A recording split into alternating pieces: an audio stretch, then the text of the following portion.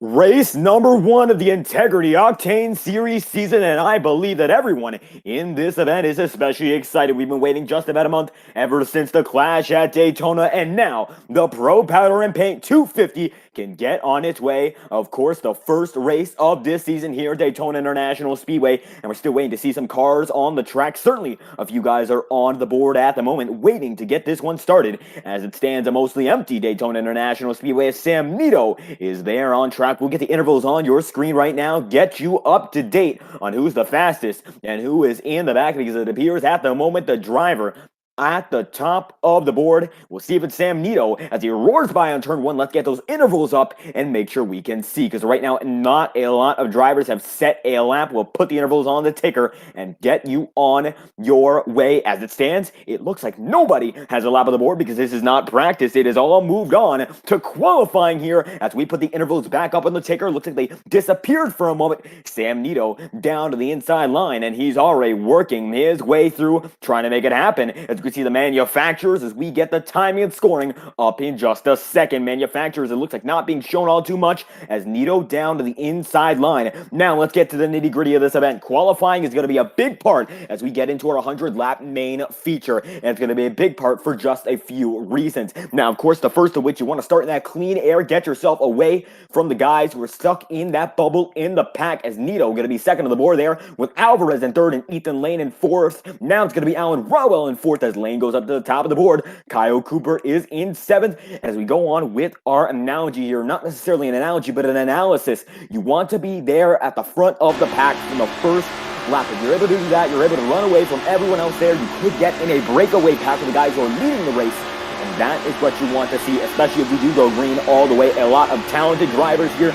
The possibility for a mostly green event is indeed in the cards. So these guys might have to be wary of that qualifying position being much more important than we thought, as Chris Schetzler going to be bottom of the board so far. Nito going to come down and strike that time by. Nice and smooth lap as Ethan Lane tops the board as we speak. Nito going to be up there for just a moment, as it looks like Nicholas Ward going to be in sixth, and Ward looks to be done and done with that run. If not, he's got one more lap in the tank. Not much time either way as the front runners go as follows. It's Ethan Lane going to be top of the board, and in second position it's going to be Seth Well, and then Sam Nito in position number 3 with Alan Dobbs in fourth and Caitlin Hay in fifth. Then it's going to be Ross Cato in sixth and Chris Edwards in seventh, and Bobby Ross the second and eighth. And it looks like now going to be Cody Smith in position number 5. And as guys shuffle up, you're going to begin to see the cream of the crop rising to the top here, because qualifying is indicative of something very important. The perfect line at Daytona, it is a real thing. Now, qualifying at Daytona, very different from other tracks. You don't have to be all too perfect. You can make a few mistakes and find yourself up front. Stan Carnathan going to be in the 15th spot. But if you get that perfect lap together, you'll be able to gap the field. And as it stands, Ethan Lane has a gap of 16 thousandths of a second. That might not sound like all too much, but when you're flat to the floor, options or opportunities to gain speed and gain an advantage are slim, if not absolutely minimal. So Ethan Lane right now knows what he is doing, as Cody Smith going to come down to the inside line once again, and that's going to be Cody Smith looking for just a bit more. He's fifth on the board now as Tom Wetmore puts himself in the top 5, and Cody Smith going to be down in 6th as Maddox, the 30 machine of Tom Wetmore, is not the 30, but it's going to be Cody Smith there in 6th as Mike Maddox is in 7th. Maddox came home with your Clash winner at Daytona, and that was quite a few weeks ago, but let's give you guys a refresher. A 40-lap event. Mike Maddox came home with the race winner in a shocking and especially dramatic last lap turn of events, and Maddox able to make that happen as Cody Smith right there on the screen again.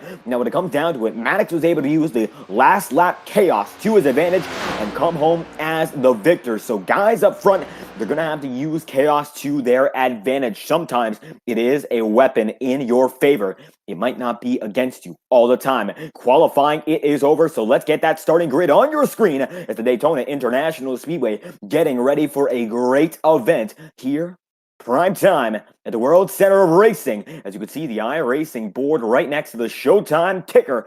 There's not a lot of guys loaded in just yet. You can see the beautiful aerial shot there as the OSRL eMod Series logo on screen now. That's going to be only there for a few moments as we've got to thank OSRL eMod Series and the Puffer Zone Network for their great contribution in the starting group. We get the bottom ticker away from you as it's going to be the number 2 machine top of the board according to timing and scoring. That is not the case. Sam Nito's in third, but as we scroll one line in, it will be Ethan Lane top of the board, and Ethan Lane going to be in position number 1 with Seth Noel in position number 2, and Sam Nito is in third. And then in the 4th spot, it will be the driver of Alan Dobbs in the 05. Then we're going to go on to 5th and 6th. Tom Wetmore 5th, Cody Smith in the 6th position. Then from there on out, going to be Mike Maddox in 7th, and Caitlin Haight in 8th. Then it's going to be the rounding out the top 10 of Ross Cato and Kevin Matz. Matz going to be in the 50 machine with a 49.937. 11th and 12th, it's going to be Chris Edwards and Bobby Ross the second. 947 for the 12th position machine as we almost fade out of the 49 range. Now let's go into 13th and 14th. Nicholas Ward going to be in 13th. Nick Tarabuch going to be in 14th. Almost a dead heat. 2,000 separate those guys up there in the top 15 as we go on. Then it's going to be Kenny Reel and Brad Patton. Reel going to be a driver you recognize from the FORL Cup Series, making his debut for the first time in this series. Then we're going to go on to 17th and 18th. Farrell, Ryan, and Trevor Trago as we still have a few guys waiting as I do believe we are in a warm-up phase, so extra time on the track for practice. 19th and 20th. Let's go on to them right now. Trago going to be in the position number 18 as Stan Carnathan's going to be 19th, and Guillermo Alvarez is going to be in 20th with a 49.988. Great run for them. Joe Yates going to be at a 50 flat, 50.008, and Kyle Cooper with a 50.016. That's the 22nd machine. Matt Jonas going to be in the 23rd spot with a 50.023. Alan Rowell going to be in a 24th position with a 50.024. How fitting. Let's go on from there. John Steele going to be there in the 25th spot. Jeff Phelan going to be in the 26th position, and they're going to be separated by 9 seconds. So it looks like this is when the field thins out. Let's go over here. Don Stevenson going to be 27.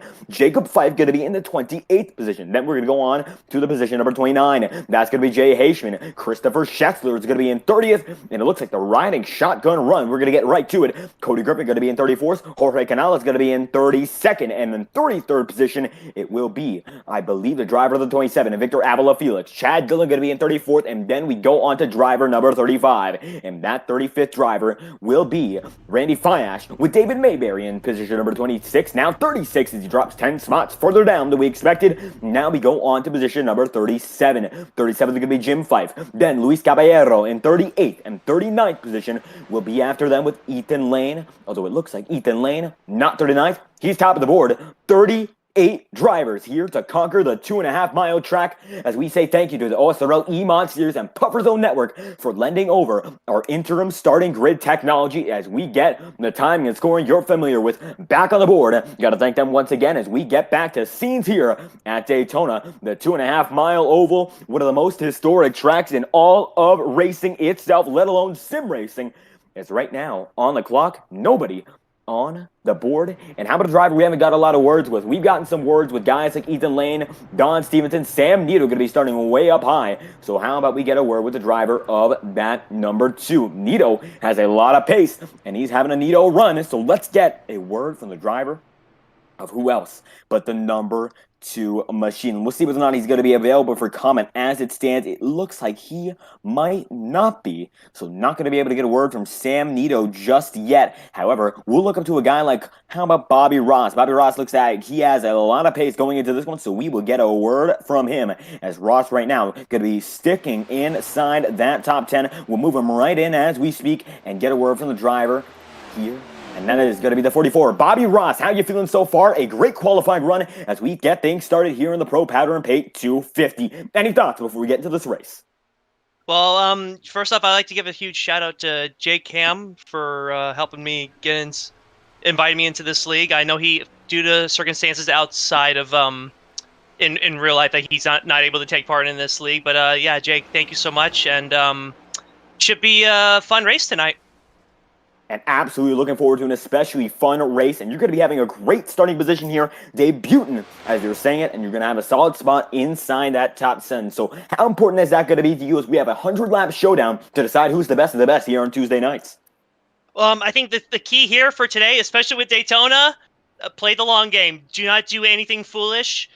Race smooth, race clean, at least until the final lap. Until then, have fun, right?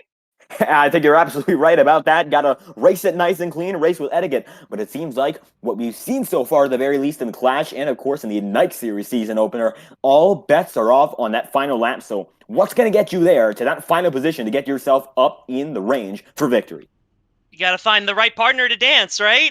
Maybe do a little bit of tandem drafting, maybe with Joe Yates, since we're both with Indy Autosports. So let's see if we can get a 1-2 tonight for Indy Autosports. And there we have it, partners in this game here at Daytona. Any final thoughts as the grid is already on its way? Woo! Go fast, turn to the left, and shake and bake. Woo! And there we have it, Bobby Ross. What a debut here. Thank you for stopping by. 44 Machine going to be lining up nicely. Thank you once again. Thank you very much. And there we have it, Ross on the scene, and quite the character to be meeting for our first interview of the season, but a great one to have, and a lot of great drivers here that we will get to know as the year goes on. And Ross going to be one of them, but right now, Ethan Lane in the number 26 is top of the board, and top bidding goes to the man up front. Ethan Lane knows what he's got, and we saw him win last night at Richmond. We saw him win last week at Rockingham. He's going to be one of them kids to watch as we get into the racing here, and Ethan Lane is a fast driver, and he'll be leading them off in his Ford Mustang, the number 26 machine, on the move as we get things rolling here at Daytona. Everyone's going to be going off, and you can see name identifiers on the bottom right. If you want to learn more about who these drivers are and what their numbers are, look at the bottom right, and you will be able to tell that tale. The Hot Wheels number 44 there, shades of Kyle Petty for Bobby Ross, as Ethan Lane in the matte black number 26 leads the way. And Lane going to blink out just a bit there, and it looks like that is going to be on his end, unfortunately. We'll see whether or not he's able to clear that up as the night goes on. But now, one lap of pacing before we get into the show. And guys, at this point, you got to think every single move will matter. As Seth Noel, the number 88 machine, going to be there in second. And it's all about calculation and preservation of your car. Be it a Ford, be it a Toyota, be it a Chevrolet, it does not matter your manufacturer. More often than not, you find help wherever you can take it here at a track as long and as fast as Daytona International Speedway. All bets are off, and you only have yourself, more often than not, to blame if strategy goes awry. Of course, the pack could swallow you up. You could be involved in something else. But sometimes that's just the way the cookie crumbles. The Pro Powder and Paint 251 laps, and everyone's already double filed before we get this show on the road. So as it stands, everyone strapped in, suited up. Intervals will be on your screen as the pack racing will already bring together some close lineups, close results. Now, it's been all the months of off-season that have resulted into this moment. The pace car dives in hard as we just get a final signal through. Nonetheless, we are back underway and keeping it going. 11 laps in out of 100, and Ethan Lane still going to be up front, running strong, your race leader. The remainder of the field still trying to catch up as it stands. Everyone going to be able to keep it moving as Sam Needle going to be in second position. Then it's going to be Alan Dobbs in now going to be in fourth as Tom Wetmore is in third and Cody Smith is in fifth. Kalen Hay going to be in the sixth position, and now it's going to be Nicholas Ward as everyone's now single file and strategy is beginning to fluctuate. You know what that means. Fluctuation in strategy always leads to interesting dynamics. We need that in multiple ways. Of course, when it comes down to the dynamic of strategy, you have to think in the long term sometimes, think in the short terms and other times, and eventually it all comes down to a mix of strategies that leads you to victory. Ethan Lane right now, of course, leading the way, so not any difficulty keeping himself in that position. Just going to be able to run nice and smooth. Nobody out of the boundaries of his lead so far, and his conquest to the front of the field been undefeated at the moment, and nobody able to run it in so far. And the reason for that, well, everyone right now, single file, keeping it nice and smooth, nice and steady. And the controversy in this race so far being absolutely minimal, as Lane leads a field of drivers that are absolutely laying back, keeping it nice, keeping it easy, and this patience is the reason that we've gone 13 laps caution-free. And this caution-free racing, great for strategy, could be much more predictable. The fuel load is going to lead you to about 40 or 45 laps on a green flag cycle. So these guys are going to try to get there. It could be a 2-stop, 3-stop race as the race gets all the way down to its conclusion. As lap 13, Sam Needle going to be pushing right there to the rear bumper of Ethan Lane. And bumper to bumper they roll as Lane right there, seeing that Needle's going to be right on his rear end and tapping. They're going right now. Now pushing in these next gens, a very delicate procedure. When it comes down to it, if you're not able to push just right, well, you're going to know it because Sam Nito gets it right square. But if you don't get it right square, you're going to be in a whole load of trouble as Ethan Lane is going to be right there with Sam Nito, the top two guys in a world of their own. No trouble indeed as Nito going to be right there with the Ethan Lane machine down to the inside line. You can see the battle is raging on, and I do believe that's Mike Mannix there on the inside line. And Mannix in that number 30 knows what's up here. He goes down to that inside line knowing that he has to make a charge for his life to make something happen here. And making that charge, well, it's going to be a hard process as the inside line, it is formulated. However, it does not have as much momentum, as much power as the outside right now. Over the inside, trucking along nicely. And you know why? Well, the distance. Distance at Daytona is a very important factor to momentum and a very important factor to who makes up what position. On the inside line, you are able to cover less distance even if there is less momentum by proxy. And right now, guys like Maddox getting boosted up there with Sethwell, well, they're using that to their advantage, the beneficiaries of a dynamic with momentum that keeps them sort of on the upper hand. But now it looks like Ethan Lane is on the bottom hand, and the upper hand he is far from, as the driver of the number 26 machine is not your race leader. As we move on still, double file 15 laps in out of 100. And we can study there's going to be one flying off to the back of the pack, single file incident. Nobody going to go into a yellow flag as it's a big panic. That is one driver in the middle of the pack here. That's John Steele in the number 22. Looks like Steele able to hold it nice and steady as the 22 machine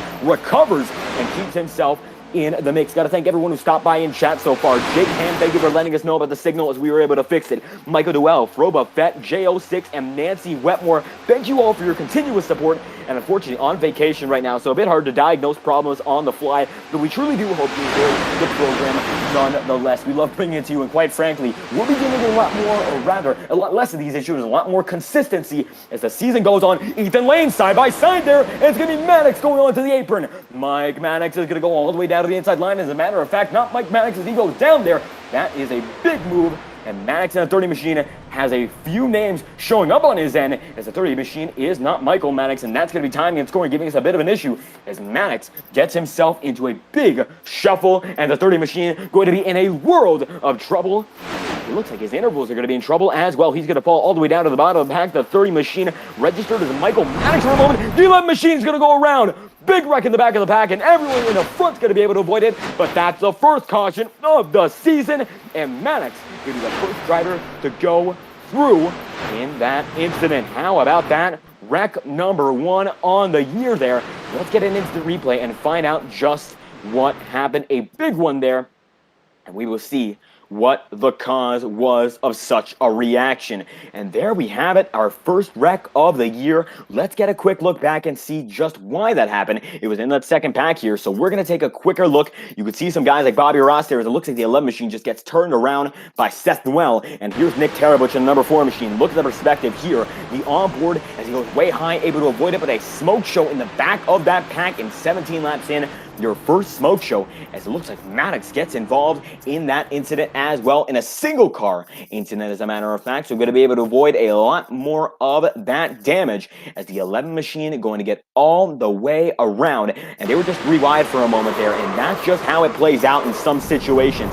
As it's going to be Caitlin Haight down to the inside line, spinning like a top, and able to situate that one once again. The 11 machine able to hold it on strong after the fact. And 18 laps in, it's still Caitlin Haight holding on. It's going to be a 360, but a lot of time lost as we look into the back of the pack. Haight going to be one of those drivers in it, as it's going to be a hard hole to fight out of for the driver of the 11 machine and other drivers involved, as that was a multitude of guys there. And it looks like we saw some drivers able to avoid it. Some drivers actually got saved by incidents beforehand, including Mike Maddox. His timing and scoring had his name all messed up for a moment, but Ethan Lane is your race leader right now, and Sam Nito is in position number 2. We'll see if these guys go down pit road this time by, and if they do, well, we'll get an interview with them after the fact. But if they don't, we'll get an interview with them here and now and see how strategy is playing out for the drivers up front here in the Octane Series. Coming down to the inside line, it will be Ethan Lane leading the remainder of the field, as Sam Nito going to be there in second. Let's see who wins this race off pit road. It could be anyone, and it could come down to everyone's advantage, as here we have it. And as a matter of fact, to keep you on the edge of your seats, 250 miles here, half the distance of the Daytona 500, but we're not like Fox. We're not even going to throw it to a commercial break until at least past halfway And we got to thank you for your continuous support. As a gift, we're not going to send it to any advertisement break. We keep it rolling 19 laps in out of 100.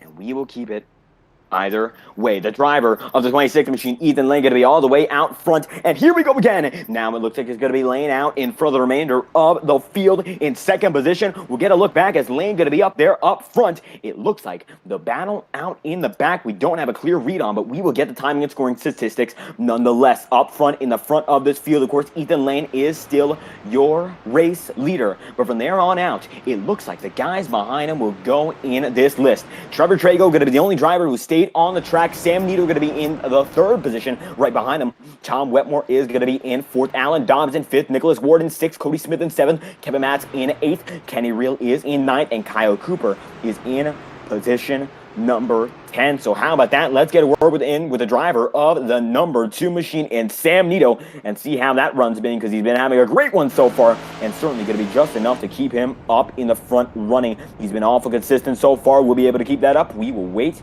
to find out whether or not that is the case. Nito right now in that 2 machine. We'll get him dragged in and get a word from the man who's been running right behind and right beside your race leader all run long. As we still try to get a word with him, his Discord does not appear to be all too active, but there it is. We've got a copy, and we will bring him in right now. Driver, the number 2 machine in Sam Nito, currently right behind Ethan Lane, so third on the board overall. How do you feel as we head into our first restart of the season? We're just out here riding around, having a good time, good Sunday drive. And absolutely a good Sunday drive. Seen a lot of guys up front single file, so when it comes down to it, how cautious are the guys going to be up front right now? Of course, a lot of time to burn. So it looks like is the front runner's goal right now to just keep it up front and keep it safe, or play it a little more aggressive now that we have a few laps burned? We're out here, we're leading the line. I can be a little more aggressive when I see a line forming on the bottom, but whenever we're single file, just play it pretty easy, push on the straightaway and maintain the temps in the corners, and just keep it like that and hope that the bottom doesn't form. And hopefully, in your case, that would be the situation you want. Now, 1 lap to go right now, double file. So any final thoughts before we head you back into the racing action? It's going to get wild here. We got a stage break coming up in about 20 laps, so I would imagine it's going to get pretty wild.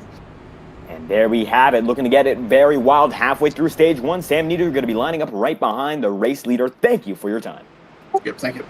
We'll drag him right back in. Nito right now going to be position number 3 on the board overall, and having him out of the voice chat. He's going to be back with the drivers right now. Communication is a crucial factor in succeeding in this event, and every driver knows it as they enter the high banks once again. If you're not able to communicate successfully with the guys you have, well, you're going to be floundering in the back of the field, and that is for certain. As it stands, it is still going to be Trevor Trago up in the front of this pack, and he's making a risky decision. He's not gone down pit road just yet, and it looks like he will keep it going even if he hasn't gone for his first fuel run so far. And here we go, down to the inside line. It's going to be Trago and Ethan Lane leading us through the first restart of the season. Lap 20 becomes lap 21, and we are green once again here at the World Center Racing, led by Trago and Ethan Lane right beside him. Going to be the driver of the number 51 in Tom Wetmore there, as well as Sam Nito on the inside line. And now let's see which line gives in that point. After about a half lap, things happen, and you will eventually see that the situation unfolds in favor of one line or the other. And right now, it looks like the outside line going to be holding fort with the inside, so nobody has the advantage just yet. And as it stands, double file, no incident, and going to be one going down to the inside line. Looks like it's one of the Fifes there, most likely Jacob Fife. Yes, Fife. Well, no matter it's Jacob or Jim, going down the inside line as the outside now has that momentum. And this is what we talked about. Give it a lap, give it maybe 2 laps, and eventually one driver or one pack gets that edge. That Ethan Lane now going to be side by side once again. Still going to be that inside, getting a very hard fought battle. And it is all even coming down to the line. That time by Trago going to be on the inside, but Ethan Lane going to be there on the outside. And I think Lane going to be the one that led that lap. So an advantage to him once again. And there we have it. Trago still going to be leading the way on the inside. And there we have it. Lap 22 in. And Sam Nito going to be there on the bumper cam. Let's go to the backstretch and see all the momentum and all the pushing, uninterrupted audio. So hear how it is as we take it in for just a moment. And look at this. Sam Nito going to be there on the bumper. Now he goes to the high side, and that's going to disrupt our plans then. Now he's going to be leading, and he won't be a great example of that bumping, so we're going to wait to see that on board. as Alan Dobbs now giving the same treatment as it's going to be very close there on the quarter panel, and you don't want to push like that. It really could calm it down in a situation like that, causing a major wreck. If you push on the quarter incorrectly, well, you're going to be in a load of trouble. We have seen that multiple times, no matter what league it is. The next gens always have some interesting situations when it comes down to pushing. Right now, it's going to be the driver of the number, I believe, and the submachine leading right there. It's going to be Cody Smith in second, so a great run for these guys up front as they hold on. Going down the aerial shot, you can see the backstretch. It is a battle, but right now they're getting spread out just a bit more than expected. The 44 machine of Bobby Ross now in the mix, and everyone able to use this to their advantage as a time to get themselves up front. And this is the breaker we were talking about beforehand. You're going to be able to get yourself up front. You will have that edge until the sun goes down as we ride on board right now with Cody Smith. Smith in that 18 machine right there with Trevor Trago as 23 laps going to be going 24 laps. Now time by almost a quarter of the race through, and now one's going to go all the way up to the high side. That's Bobby Ross on the outside. It's going to be drivers following him. As you can see, the inside line getting that breakaway will cause his drivers behind it to again a bit more impatient, get disgruntled, and as a result, it leads to a situation such as this. 24 laps in, it's going to be driver of the 44 leading the way here, and he has that edge as the 87 now of, I believe, Joe Yates goes down to that inside line for only a moment, fakes it, goes high once again, and Ethan Lane now going to be stuck third on the outside, and he has a lot of trouble because going up through the pack, especially when you don't have all too much experience pushing, it is much harder. Superspeedways are a game of trust, and this is seen no matter where we go. Talladega, Daytona, even New Atlanta. Always a game of pushing. As we have a big wreck. Going to the 43. Alan Rowell involved as well. A major wreck as the 43 of Alan Rowell gets cleared all over. The 97 involved as well as one goes down, and it's going to be two cars with the same paint scheme going around. Rowell there in frame, and that is a huge one. Let's back this thing up and look at it once again. The 97 going to be one of the guys to watch as the Coors number 97 getting tapped there by, I believe, Chris Schitzler in the number 24. And that Yahoo 24, I'm not going to be happy about this one as it looks like Nicholas Ward just clips Alan Rowell on the way out of the track, and Rowell gonna bear the brunt of the load and bring it back up to the track. You would see so many drivers get involved in this one as they all go down and around. The 27 right there in frame taking that hit, and this one is huge, takes a lot of guys with them.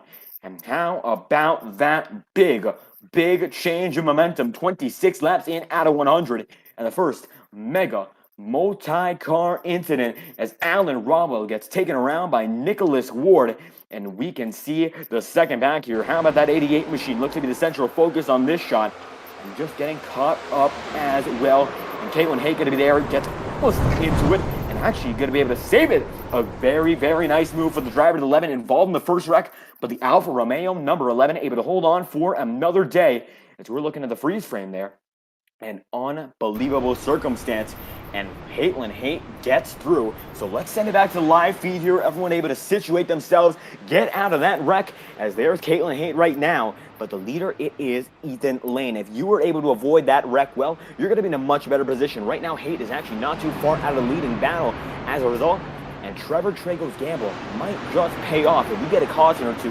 And Trago's gamble, well, it's going to be a very, very complex one when it comes to strategy. Sometimes strategy has nuance, sometimes it doesn't. And at the season opener here at Daytona, when everyone is fighting for a shot to not only keep themselves in the championship hunt early, but also some of these guys are fighting for a bracket spot to get a charter. The first 32 paid entries are eligible to get themselves into a bracket, and the top 16 drivers in these 2x2 heats move on to the next round. And if you have a great run here, you'll be able to keep yourself in the fight for a charter next week. So now these guys have a lot of things to fight for, and Trevor Trago, knowing this, is trying to keep himself up in the fight even if he doesn't take fuel. And so far, his gamble, it's worked out in his favor, and nobody able to keep himself out of that lead.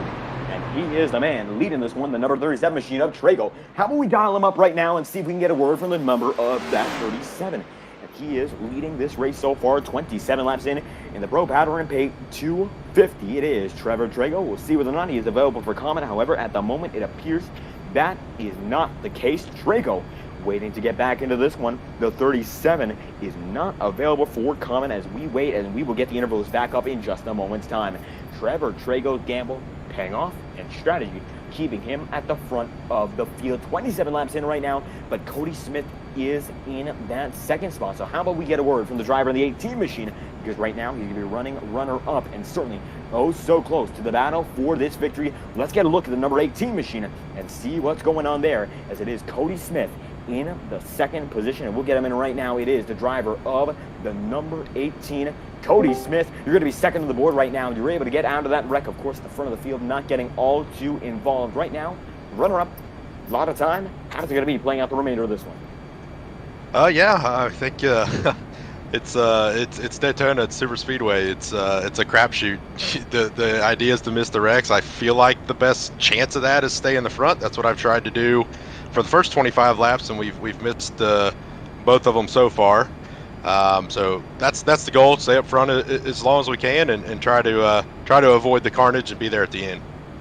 And evidently able to avoid the carnage so far as we go double file once again. Stage break in just a few laps time before we head off into what should be about a 57-ish on lap green flag run following the lap 40 caution. So a lot of time even in this stage to make stuff happen. Are you aiming for that stage victory, or are you waiting around for the overall victory here tonight?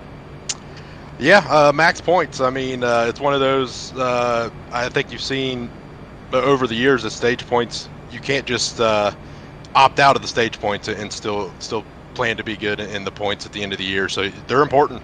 It's one of those where if you do get caught in a wreck and you got good stage points, it can kind of offset a bad day as well. So we're going to try to go for the stage win here, get as many points as we can, and again, then that next goal will be to be there at the end of the race as well.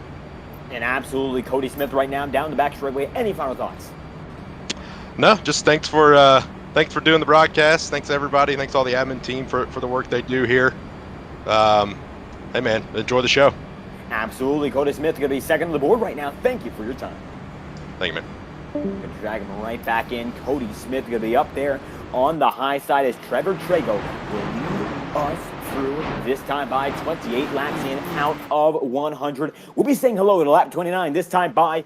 It should be about a 12-lap dash to the end of this first stage. Been moving real quick here as we will get back into the swing of things here and now. Coming down to the front straightaway as it stands, going to be 9:32 on the eastern seaboard. Let's go green once again. Lap 29 going to be on its way. Trago leads, and it's going to be Cody Smith right beside him. We're back on the way here at Daytona, and the pack comes roaring. And you can see him coming down to the inside line. It's going to be Trago still leading, and it inside has a big advantage this time by that we have not seen the likes of which right before. And you can see the next level racing number 18 machine taking you to the next level for only a moment, and now that outside line is dissipating. The 18 machine losing ground as the 37 now going to be leading the way to Tom Wetmore right behind him. Bumper to bumper, the 37 and the 51 go, and now right behind him, Tom Wetmore has some help. And the inside line getting all stacked up, and this really comes down to being a good thing. Sometimes getting stacked up at a super speedway can come with negative consequences. For example, a stack up, of course, leading to a checkup, and that could lead to a wreck. But right now, these guys are running nice and smooth.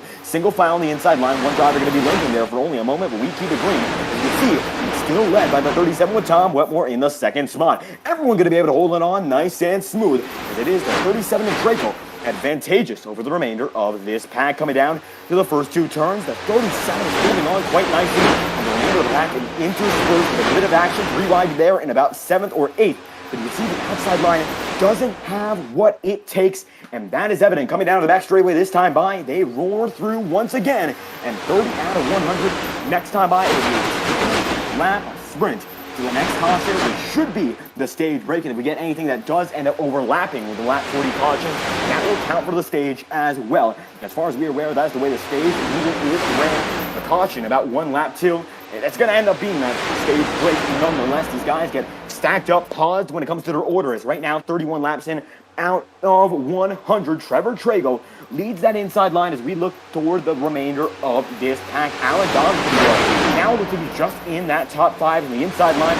It looks like now the top 10 on the inside line have the clear advantage over the leader on that outside. And you can see going back just a bit, there's Caitlin Haight there in the 11. This is the second pack. And the third pack going to be there as well, with Jacob Fife going to be clearly one of the guys in there. As we see Caitlin Haight getting pushed hard by Ross Cato in the 12. The 11 and the 12 looping through as Ross Cato has some guys behind him as well. They're all over to the nice and straight Because Alfa Romeo is going to be holding on, nice, steady, smooth pushing is the way to go for two body Mustangs. But one Alfa Romeo leads that second pack. As coming down to the stripe once again, it is still Trevor Drago's race to lose so far. Of course, it's going to end up being the stage race. And let's see how bad these guys get for that. We've seen wrecks for stage victories beforehand. Doesn't have to be in this league, but we've seen it still. We're coming up to the clash distance. 40 laps was the first distance we ran all season long. Was not an official race, granted. It was going to be a clash event, and it did end up being a clash event. Unofficial, just for fun, getting guys acclimated to the racing surface. But now, we're seeing it. Fewer cautions than in that clash. Guys are getting acclimated. As right now, Jake Ham going to be coming into the chat saying, let's go Yakes and Ross. As Ross Keda going to be one of those guys mentioned with Joe Yakes. And now the second pack trying to get closer, but still the inside line, it is leading as Trevor Drago comes out of the line once again. 33 laps in out of 100. Alan Dobbs goes to the inside line, takes it high, not going to be able to make anything happen. As Joe Yates there in frame. He's got an awful lot of guys in that first pack right behind him. Yates having a strong run so far. Alan Dobbs getting right up to him. The 05 machine. 33 laps in out of 100, and they all come rolling down the back straightaway and still holding on. It is going to be right behind him. It looks like one driver dropping off of the pace, and that is going to be the 72 machine of Chris Edwards. Edwards falling off right now, might be damaged, might be just lying back, waiting for a wreck to happen, although this pack does not look like it is a wreck to happen. As it stands, Trevor Trago's been leading them nice and smooth, and it really does lead to the question as one goes down to the inside line. That looks to be a pit road maneuver, and we will see. Is it going to be one going down and in? That might have Ross Cato there, not sure, but it looks like one Ford Mustang goes down to the inside line. We're trying to get a check on that one, but it looks like we will not be able to do so just yet. No caution. Everyone's going to be able to keep it clean, and we are in no jeopardy of going to the yellow. Everything is good. We keep it straight, nice and smooth. Everyone's still rolling as we come down to the back straightaway, still moving strong. And now we're having a bit of issue focusing on some guys. This will clear itself up. Our apologies if it does not. But 34 laps in out of 100, everyone's going to be able to keep it rolling. As you can see, guys stuttering in and out, and we keep it smooth like it is nothing. Still led by the driver of the number 37 in Trevor Trago, and we keep it going on. And it looks like now guys are really stuttering big time here. We're not sure what's going on once again. We might have to take an intermission as soon as the caution happens. No, we will not, as everyone's going to be able to clear it up once again. Trevor Trago still holding on in that first spot, and we once again. And you can see 35 laps in out of 100. Everyone keeps it nice and smooth. A delicate procedure, but the inside line is still holding itself, but the outside line has that edge. Trevor Trago still going to be able to lead the good majority of this field down to the inside line. That is the 87 machine of Joe Gates in the very colorful, very vibrant number 87. He's holding on nice and easy, and he'll be able to keep himself in the mix for as long as he's able to do so. Right now, the 87 having a nice and smooth run, keeping himself in good competition. We'll see whether or not he's able to do so right now because the inside line is still holding on. Nobody else in contention so far as Trevor Trago effectively is up front in that race lead. As you can see, everyone keeps it moving. 36 laps in out of 100. The show goes on here at the World Center of Racing. And the driver's up front, able to keep it consistent. Now it looks like it's going to be the driver, the 51 in Tom Wetmore. Up in front, there's Joe Yakes is on board there. As the 87 going to be glitching in and out. And we will keep it going. We will have to sort this out. Give us just a moment. You see that the lead pack is still holding on nice and strong. Joe Yakes in that 87. Keeping it collected and keeping it calm as it looks like iRacing servers are having a rolling blackout as we speak. And it is still led by the guys up front, including Tom Wetmore, Sam Nito in the second position. That number 2 holding on like it is nothing. And it's still been a great run there as we try to get back on the TV cameras. Give us just a moment as we will get that on your way in just a second here. Just a nice and smooth run by these guys so far as we will head into the caution in only a few moments. 37 laps in out of 100, still led by the driver of the 51, Tom Wetmore, leading the way so far, and nobody has been on his level just yet. We'll see whether or not anyone is able to make this one happen, and we see everyone roll through. Joe Yates still going to be the guy we are focusing on. Point of timing and scoring is your race leader, as Sam Nito in position number 2. Daytona, quite the track when it comes to intensive action on the circuit. Wetmore going to be the guy to watch right now. He is top of the board. Position number 1, 44 will become 45 laps in out of 100. And we are just about halfway in to this event. Only a few laps to spare until we hit that metric. So as it stands, how are you guys feeling about your favorite drivers? Still a lot of guys to watch, still a lot of guys to look into, and a lot of guys who could perhaps come home as the victor. So let us know who your favorites are. Love to hear the support in the chat. Of course, you guys have been here on a very, very intensive night for our systems, and it looks like just a vacation gone a little too wrong for me right now. And I would love to be back with you guys in the setup, but it looks like right now, either way, we're live, and I love to have every single one of you with us right now, watching live on FTN, the Integrity Octane Series, and we are getting revved up once again. As you can see, coming down the back straightaway, the drivers are under pacing procedure. And from there on out, the show will go on as we still have our crowd. And we got to thank every single one of you who are still with us as the race still rolls here in the world center of racing. And the drivers up front, well, they know what they have got. We'll see whether or not these guys otherwise will be able to keep it up front. And if we're able to make it happen, well, we will see, as the back straightaway is the place to be for the drivers in this front group. As it stands, still going to be led by the driver of the number 51 machine of Tom Wetmore on the outside line, and Alan Dobbs there on the inside. But it's going to be Sam Nito leading the inner grouping as we speak. And from here on out, well, they're going to take it away for us as we head back to the running. 45 laps in, out of 100. Green flag will be out this time by, and we'll get back to the green flag action as soon as we can. Drivers coming down this time through. Here we go again, led by Wetmore. It's going to be green once more. We are back in action. Welcome back. This is stage number 2, and we're underway for the second restart of the stage. Wetmore are going to be able to get a great launch there, and everyone going to be the guys trying to follow, as nobody else going to be able to make it happen, just like the 51 machine. Wetmore getting that great start, absolutely what he wanted. Nobody else going to be able to keep it with him there, and riding hard and strong, the 51 machine going to be able to lead him out in front so far. Right behind him, it's going to be Sam Nito in that number 2 machine. And everyone here, drivers to watch. Anyone has a shot at the World Center Racing, Daytona International Speedway. It is anyone's race, no matter how it goes down. And it's evident that right now, the driver of the number 51 machine, the man to watch, with Sam Nito in that second spot. And then from there on out, Caitlin Haight in third after that first incident that she was involved in. She got it down after a 360 loop and was eventually able to hold on and get herself back out in front. So a very, very commendable run for the driver of that number 11 machine. Caitlin Haight going to be up there as we will set it in and watch the absolute best of the field. And you can see right there, going to be side by side, the 51 machine going to be able to go as well. But Tom Wetmore holding on with Sam Nito, Caitlin Haight in the mix, and everyone rolls strong as Alan Dobbs going to be scored in that 4th position. Then from there on out, it's going to be Joe Yates in the 5th spot. Yates having a great run so far. One of those guys to watch here, that 87 machine with a flashy paint scheme and a flashy new drive as a racing driver, of course. And he's been able to keep it up front quite consistently as we keep it rolling. Look at that, the 51 machine right there with Sam Nito and everyone right now keeping it calm, keeping it collected, a delicate race out front, and nobody up front is able to challenge for that lead. As you can see right there, double file in the middle and the back of the pack, and we will be able to focus on that in due time as well. Intervals back on your screen. Everything should be good to go, and we absolutely won't have any more blinking issues. That's for certain. However, for us, it's going to be a little bit harder to control it, but that comes, of course, at the cost of a better broadcast. So we hope that you guys have the optimal viewing experience that we'd love to provide. It'll be a bit harder to provide it, but nonetheless, you viewers are worth it all. And we got to thank you all for stopping by. Now they're going to be forming up at the back of the pack. Ethan Lane there in the 8th spot. Mike Maddox is in the 9th position. As we look into that top 10 battle right now, everyone there are going to be shuffling quite hard, as everyone there going to be rolling strong like it is nothing. Drivers up front, able to keep it up front for a good reason, as Tom Wetmore still holding them down and out.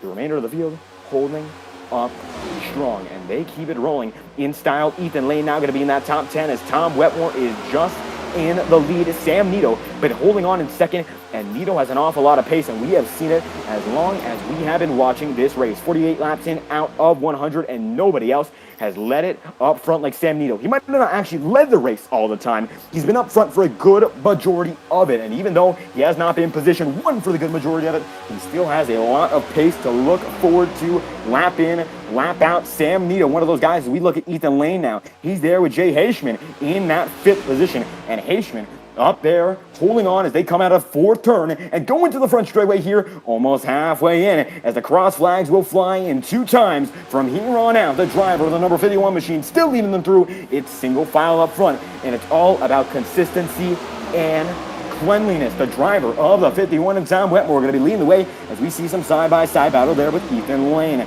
Lane going to be able to hold off Mike Mannix for only a moment there. They're still side-by-side, and bumper-to-bumper battles. We have been seeing them all this time as the single file action up front has held itself perfectly fine as 250 miles of action, and we're coming down to the 125th. We're looking at Ethan Lane there, and we'll focus back in on Tom Wetmore. Wetmore is your leading man so far with 50 laps in, and just about the entirety of this field is single file so far. Coming down to the stripe, it is Tom Wetmore in the 51 with Sam Nito in second, Caitlin Hayde in third, and then Alan Dobbs in fourth. From there on out, Jay Haishman going to be in the fifth position. As it stands, these guys are running a delicate procedure. Alan Dobbs in the fourth spot. We've talked about him beforehand. How about Caitlin Hayes, Sam Nito as well? But I do think that Tom Wetmore's strategy right now, we haven't given all too much credit to, and that is something that deserves a little bit more credibility and respect. He's been having a great run, and even though it has not been something we've focused on all too much in the broadcast booth, it's absolutely worth noticing as we see them roll down the back straightaway once again, hard and heavy. The 51 there with Sam Nito, Caitlin Hayde is in third, Alan Dobbs in fourth, and Jay Haishman in the fifth spot. As they roll down, it's now about an 8, 9, 10 car breakaway up front. And these top 10 guys are going to be the ones to watch as they come down the start-finish line once again. It's going to be Wetmore there with Nito and Caitlin Hayde there. And how do we talk some guys in the back of this pack? Certainly a great group of drivers. We have seen them, evidently so, putting on a great run. But we will try to get in specific with some guys we haven't looked at all too much thus far. Jay Haishman in that fifth spot. I think we've overlooked him just a bit as we try to do a driver spotlight on every one of these guys. The 06 machine and Jay Haishman, one to watch like it's something else. The 06 machine is going to be able to ride his way up to the front of this pack and make himself a contender in the later segment of this race. 52 laps in out of 100, so certainly still a lot of time to make yourself known as a perhaps potential winner of this event. But still, Haishman keeps on coming, and he's trucking through here as it is going to be a hard fight. Pro Buffett saying, what's Jay doing so far up at halfway? It looks like he's a bit more of a conservative driver, but right now aggression is the name of his game as the driver of the 06 machine rolls on through like it is nothing, and it's been something else to watch these guys up front as they put on a calm and collected race inside and out. Trevor Trago is in sixth, and the 37 machine is now going to be back up front again. Trago's gamble, a big gamble that we saw up front earlier on. He was right there just outside of the top 10. Now he's going to be able to climb himself just outside the top 5. And Trago, we saw in that first caution, he was the only driver who did not go in to pit road, and he was able to make it happen, even though that was the case, and make himself a contender despite all of what had happened beforehand. Trevor Trago was up there, and it looks like now he's been able to synchronize his strategy following the second stage, going into its procedure and the first caution of that second stage. So now Trago back on cycle with the guys up front and now has a great opportunity to win this one without any chance of losing these guys when it comes to their fuel strategy. And fuel strategy going to be a big part of this one as well. Tom Wetmore in the 51 machine there in first still. Sam Nito is in second. And Caitlin Hayne is in third with Alan Dobbs in fourth. Jay Haishman going to be in the fifth spot. And Trevor Trago is in sixth. But how about the 28 machine of Kenny Reel? And that Haviland throwback, a beautiful Haviland throwback it is indeed, is the driver of the 28 making his debut here. We most often see him on this channel on Wednesday nights, and he always puts on a great show in that number 28 Haviland machine. And a beautiful paint scheme now for the driver who is debuting in this league, not only in the Octane Series, in the Integrity League in its entirety. And a great run so far, nice and smooth. Kenny Reel displaying some talent with the best of him right now as he's holding on strong and keeping himself in the mix. As right behind him, Mike Mannix goes side by side with Ethan Lane, and they're all holding on hot and heavy, coming out of the back straightaway once again. Right now, these guys up front, it's all about clocking out laps, and it looks like they're going to be able to put one car right down there, just about a lap behind. And still, these guys up front hold on a total of now 55 laps they have completed. But we're going to head into 56 next time through, and they are all on a tear as it stands, it should be a total of about 46 laps remaining. And we have passed that halfway point, and now drivers are clocking in their final few before we get to the checkers. The pace for the first half was awful quick, and now the remainder of this race, we'll see whether or not it follows as such. as currently still green flag conditions. It is a sunny sky here at Daytona, and it looks like it's been green flag action from the jump. Extreme Performance Motorsports is going to come into chat as well, and thank you for stopping by. It's been a great race with a great group of guys and gals watching, so we got to thank you all immensely for your support. It means the world. We couldn't do it without any one of you watching live on FTN, and we have squared away our technical issues. Unfortunately, doing this broadcast remote going to be a bit harder, but we will be back in action full-time starting on Thursday night. We will be back in our headquarters as we would get it started from there on out. Now a total of what looks to be a total of about 44 laps remaining. And these guys up front, this core 10, past the driver of the number 22 machine and John Steele. Still going to be past there as Wetman still holding on with Sam Nito in second and Caitlin Haight in the third position. Looking back up front to the driver of the number 51. We're going to take our quick glance there. The leader putting on the performance of a lifetime here. Wetmore up in front, and he has put it on like it is nothing. Coming down the front straightaway once again. They're still single file, but Tom Wetmore, I tell you what, he has a grip on these guys that we have not seen from anyone else all race long. Ethan Lane, he had that grip for certain, but they were still double filed. They were still trying to get around him, and now Wetmore seems to have the brigade in his control, and they are all on the march together, working alongside one another in tandem and in peace. And it looks like a peaceful race up front. You can even call it a race. Sometimes these guys just clock out laps. And right now, Wetmore leading the brigade that is clocking the laps out the quickest. Nobody has been able to keep up with them so far, and it is evident that that will stay the way we have seen it all night long. Tom Wetmore leading this pack. Sam Nito is in the second spot. Caitlin Haight is in third. Alan Dobbs in fourth. In the top five, while they've been able to keep it nice and smooth, it is still Wetmore leading the way with only 42 laps remaining. 59 laps in out of a total of 100, and they all barrel down through the front straightaway once again and come into the first two turns once more. Been great, been consistent. The number 51 holding on with Sam Nito. Caitlin Haight is in third, and it is a mix of drivers and manufacturers. As it stands, it is a Chevrolet leading the Alfa Romeo Ford Mustang of Caitlin Haight there, as Haight's going to be able to get up to second, and Alan Dobbs goes down into third there.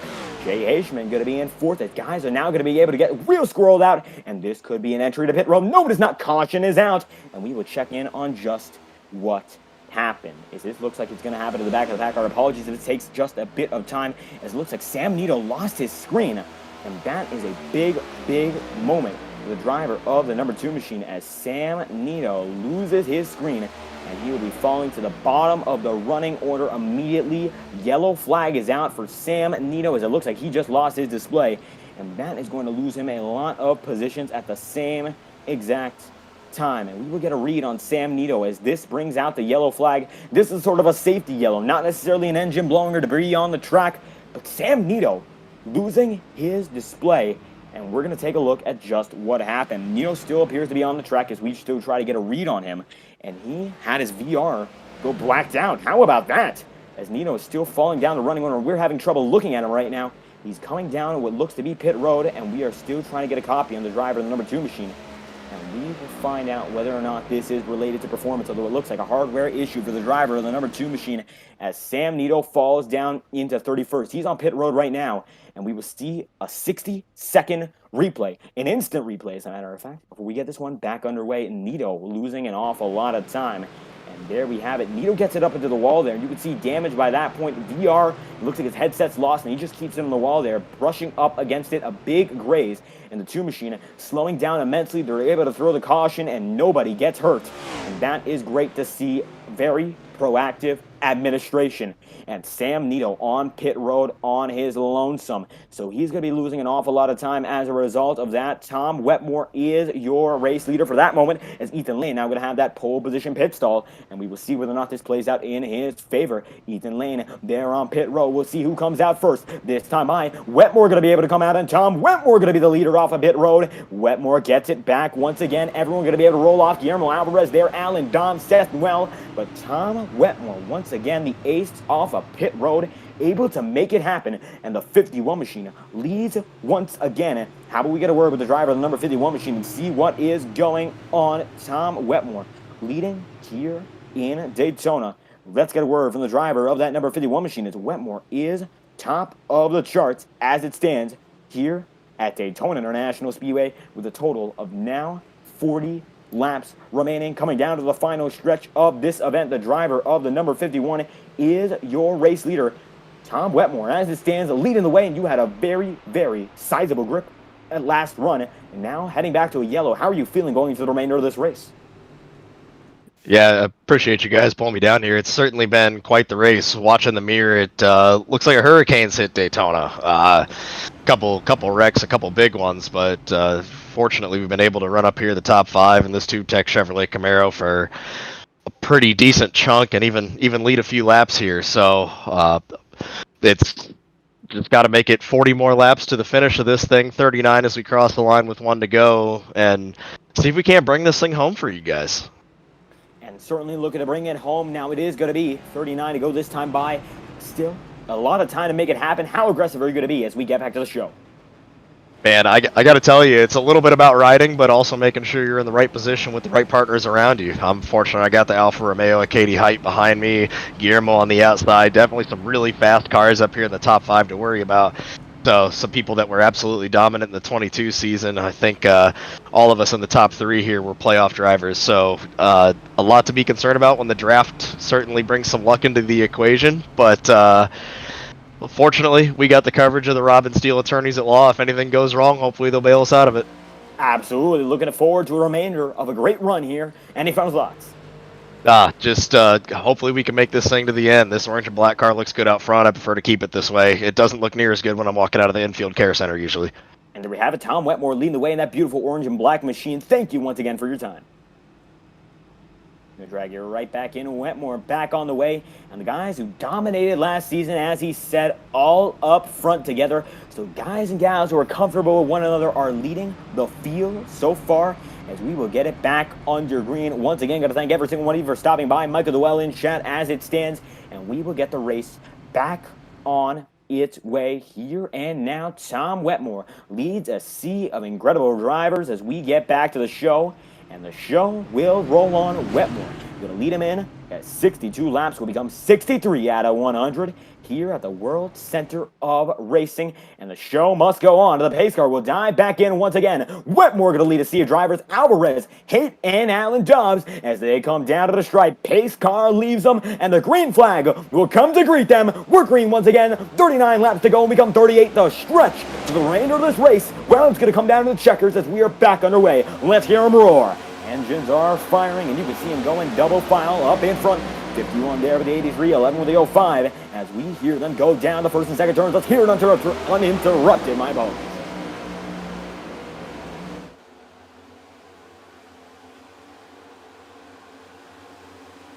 You can hear them roaring. One driver going to pull right off there for only a moment, and that is going to be a quick fake in and out. Tom Wetmore side by side, and Caitlin Hayden now going to be pushing way hard. Guillermo Alvarez losing a lot of time to that outside line.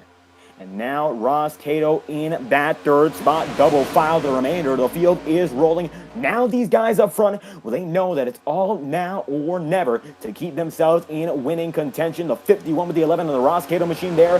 How about Kenny Reel up in the top 5? Reel has been awful consistent all race long, and right behind him going to be Joe Yates and Cody Griffin. As now Seth Well going to be there with Jacob Fife, and Fife enters the top 10. As we speak, Wetmore is still your race leader with Ross Cato in third and Kenny Reel going to be in the 4th position. Joe Yates going to be there in the top 5, and now Tom Wetmore has to think about the remainder of this race. Crunch time. We're getting to it right now, so certainly going to be all about how you manage the final segment of this event. It should be a total of about 60-odd laps. If you're not able to manage these final few after almost 200 already, you're not going to come home as a winning driver. That is for certain. Without any luck, well, you're not going to be able to come home as well. Luck and strategy, two big factors, as 37 becomes 36 laps remaining here and now. As you can see, Wetmore leading Caitlin Haight with Ross Cato. These top 3 guys able to pull away on the inside line. And you can see the gap is growing as these guys up front. Watch as Seth Well going to go up to the high side there. Joe Yates going to be there in the mix as well. So it looks like Guillermo Alvarez now is a new leader on the outside line. The outside line watching itself nice and smooth. And you can see these guys keep it moving as Wetmore going to be there as well. Joe Yates now going to be passed by quite a few drivers. The outside line, it is gaining momentum as the National Guard number 88 machine now going to be able to claw up to the front of the field. Well, one of the newest guys in this league, as a matter of fact, sent in his information for the overlays just a few hours ago, and he is making it all worth the while. The 88 machine is oh so close to the front of this one, and he's going to come down to strike that time by with Wetmore right there. Kalen Hay in second, and look at this. The outside line, it is being rejuvenated, and up front with 36 laps remaining, now 35, the double file pack has gotten a little more stagnant, but it looks like now it's even inside and out. 51 and 11 there with the remainder of the pack. Ross Cato with Guillermo Alvarez, Kenny Reel and Alan Dobbs, Trevor Tragle with Mike Maddox and Joe Yates there. They go double file, and once again, they keep it rolling nice and smooth. 35 to go. It's all about being easy with your car. So far, if you're not able to be easy with the car, well, you're going to be losing an awful lot of time. As double file, they still pass each other back and forth. And how we take a look at a driver we have not focused in on all too much. Mike Maddox, we mentioned beforehand, he's going to be right there. As you can see, Jacob Fife getting into the mix, and Nicholas Ward there in the mix. Let's go down and make a quicker focus on the top 10 guys and the guys outside of the top 10. Looking at the bubble right now, the top 10 guys include Mike Maddox right now in that 30 machine, and you can see Joe Yates right behind him, and this bubble for the top 10 might be the most intense place to be right now. If you're there, you got a lot of guys contending with you, a lot of great drivers nonetheless contending with you, and if you're not able to hold on when they're up to your back bumper, well, you're going to be in a world of trouble, and trouble, it is indeed a big part of Daytona. We have seen quite a few wrecks. They've been a bit more minimal than ones we've seen in other leagues. These guys do have the capability to keep it nice and keep it smooth for the most part. And that's the great thing about guys as experienced as those in the Integrity Octane Series. Integrity Racing League been doing it right since 2012, and you can see coming out of the inside line, this pack is doing it right every single time, in and out. Nobody's able to keep up with them now. It just seems like if you're up front right now, you're in that gridlock, you're in the greatest position to be. As you can see them come down, Guillermo Alvarez there with Ross Cato. As the top 5 holds on with Alvarez and Cato, the 12 of the 83. Coming down to the inside line, it looks like that will be the driver of the number 12. He's going to try to fake it for just a moment, not going to be able to make it. As the 11 and 51 are gritting it up. As you see one driver going to be lapped there on the outside line, and the far outside is Tom Wetmore, still your race leader. And Nancy Wetmore coming into the chat saying, I'm busy holding my breath in an intense race indeed. Wetmore has been just about the man to beat. Undeniable that this is one of the guys worth watching. The 51 has been on display, or rather his talent's been on display, no matter how, or rather when you've been watching this race go on. And no matter how you're watching it, I hope you are enjoying it. Tom Wetmore putting on a clinic so far. But Daytona, it is a track where anyone's fate can be altered by the final stretch. In that final run, it can kill you, or it can make you a race winner. So anyone could come home as the victor. Even still, Wetmore has a case to make for being the best guy in this race so far. Ethan Lane was up front very early. He's fallen further back in the pack as it stands. Guys like Joe Yates, Seth Noel, guys like the two machinist Sam Nito, they ran up front, ran very strong, but no fast repair. The guy like Sam Nito, if he got terminal damage there on that incident that he had with himself, I think he's done and done there. I really don't know if he's going to be able to make it back up. Nito's going to be in a world of trouble making himself back into a competitive spirit here. But he still has the opportunity to make it happen with an awful lot of consistency and an awful lot of determination. Certainly a guy to watch if Nito was going to be able to make it back up. He's going to be pushing as hard as he can. Caitlin Haight there in the 11, Ross Cato in the 12, Seth Noel in the 88, and Kenny Reel in the 28, as Guillermo Alvarez in the 83. Trevor Trago with Alan Dobbs as well, Jacob Fife in the 36, and Mike Maddox in the 30, as 31 laps to go. The 51 holds on, and the 88 of Seth Noel now has a great pusher in Guillermo Alvarez. These guys up front are able to hold on like it is nothing. The 11 of Caitlin Haight there as well, and she has ran an excellent race. And it looks like Tom Wetmore has a lot of trust in her as the race has been going on. And having trust in your racing partners, that is a especially important thing. Especially importance is placed in the partners you have in drafting. If you don't have trust, if you don't have faith, you're going to have a lot of trouble working with these guys as the race goes on. And you need that trust and that faith to make it happen, even if you aren't put in a tight situation. Say you're put in a situation that Wetmore has not been put in. Say you're in the middle of the pack there. Say you're Jacob Fife, Ethan Lane, someone like Bobby Ross. If you're in that middle, you're in that back of the field where you're going to have an awful lot of trouble making yourself look better up front. Big wreck is going to be huge. Mike Maddox involved, Jacob Fife involved as well. And the caution is going to fly as we take a look at what just happened. And that one happened a bit too quick for me to be able to register, but a multitude of drivers involved. And wow, unbelievable. The big one strikes at Daytona, and Jacob Fife, going to be the guy we're focusing on. We'll get a closer look at what just happened. Unbelievable circumstance as the big one is out here in the Daytona International Speedway, and we will get a word with the guys involved as the driver, the 36 right now, is in a world of trouble, and look at him getting back on the track. We'll send it back to a 60-second replay and just try to get the analysis from every angle. We'll send it back at half speed. Our apologies because we did not get a great look at that beforehand, and we can see it in half speed right about now. You can see some guys getting shuffly. Guillermo Alvarez there with Alan Dobbs. Jacob Fife was in the heart of this one, so we will see what his perspective will bring to the table. Maybe it's going to be something worth watching, and I do believe it will be, as the driver of the 36 among the guys involved, and this was just outside of that top 5, and you can see one of the lap cars there, but it looks like they get squirrely without a lap car's involvement, and that is indeed what happened. Oh, it's going to be Alan Dobbs there with Guillermo Alvarez, and that takes out a good majority of the field. Look at that. The 36 machine goes. Bobby Ross, Mike Maddox, and a sea of great drivers here with great cars involved in that one. That is an absolute shame and nothing you want to see, as Jacob Fife, one of those guys who had to limp out. We'll see where he is on track. I do believe he's on pit road as it stands. As we send it back to the live feed, the driver of the number 36 machine actually got off of pit road, so it looks like he's in better standings than we thought he was. But still, the 36 under yellow going to be coming down on pit road once again, so certainly looks like something is wrong there. A big wreck for the driver of the 36. The 05 was involved in that one. The 83, the 22 almost got involved in that one, and it looked like it was drivers such as the 83 having the biggest hits. Ross Cato going to lead the way as it stands. Seth Noel going to be there as well, and Trevor Trago in the 3rd position. And we got a request from the driver of Kenny Reel to get an interview in, so that is what we're going to hope for here. Let's get him in just a moment's time. We'll get a word from the driver of that number 28 and see how he is feeling with only so much time remaining in this race. You got to think now or never, as we get a word from the driver of Kenny Reel, debut in this series. So how is it going right now? We know you want to hear from us, and we know on our end we want to hear from you. So how do you feel 28 laps remaining? Pretty good. Got caught up in that last accident a little bit. Saved it from hitting the inside wall in the grass, so I saved it. Came out with no damage, so we're still looking pretty good. And it looks like you still have a chance after that when you've been running up strong up front for the good majority of this event. So what's it going to take from here on out to get you back up front? Because certainly had a lot of pace before that incident. Just pick and choose the lines. I took a little bit of damage that first accident of the day, and as soon as I get clean air, it just turns into I'm slow, so I just got to stay behind someone and just hope for the best at the end. And it looks like draft going to play a big factor in your strategy from here on out when it comes down to the remainder of this race, just looking for points, or perhaps if you get lucky, looking for that victory. We're still going to go for the win, but a good points day would be fine. Top 5 would be fine with me, but we're still going to go for a win.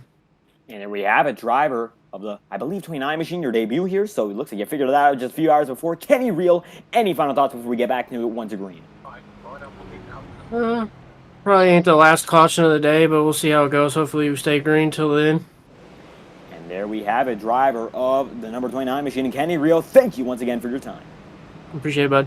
Gonna drag him right back in. Reel on his way as Ross Cato now leads here. Lap 74 out of 100, and Cato taking the lead for the first time tonight. There we have it, a new race leader in Ross Cato. And I gotta tell you what, Ross has been one to watch all this race's length, and I do think that he's gonna be one of these guys that you have to focus on as the night goes on. Certainly one worth watching. If you're watching right now, as a matter of fact, under yellow, be sure to tap that like button and subscribe if you enjoy the action. Gotta thank you all once again for sticking with us as we continue to work things out, as we are not gonna be doing broadcasts remotely after Thursday night, or actually after Wednesday night, as the FORL Cup Series at Michigan should be the last broadcast we're doing out of headquarters, and then we'll be back, and then we will have high quality broadcasts, the likes of which you might have never seen. And we hope that if you are a new viewer, you know the best is yet to come for your viewing experience. Thank you all for watching once again. This is the Integrity Octane Series, the Pro Powder and Paint 250, and from here on out,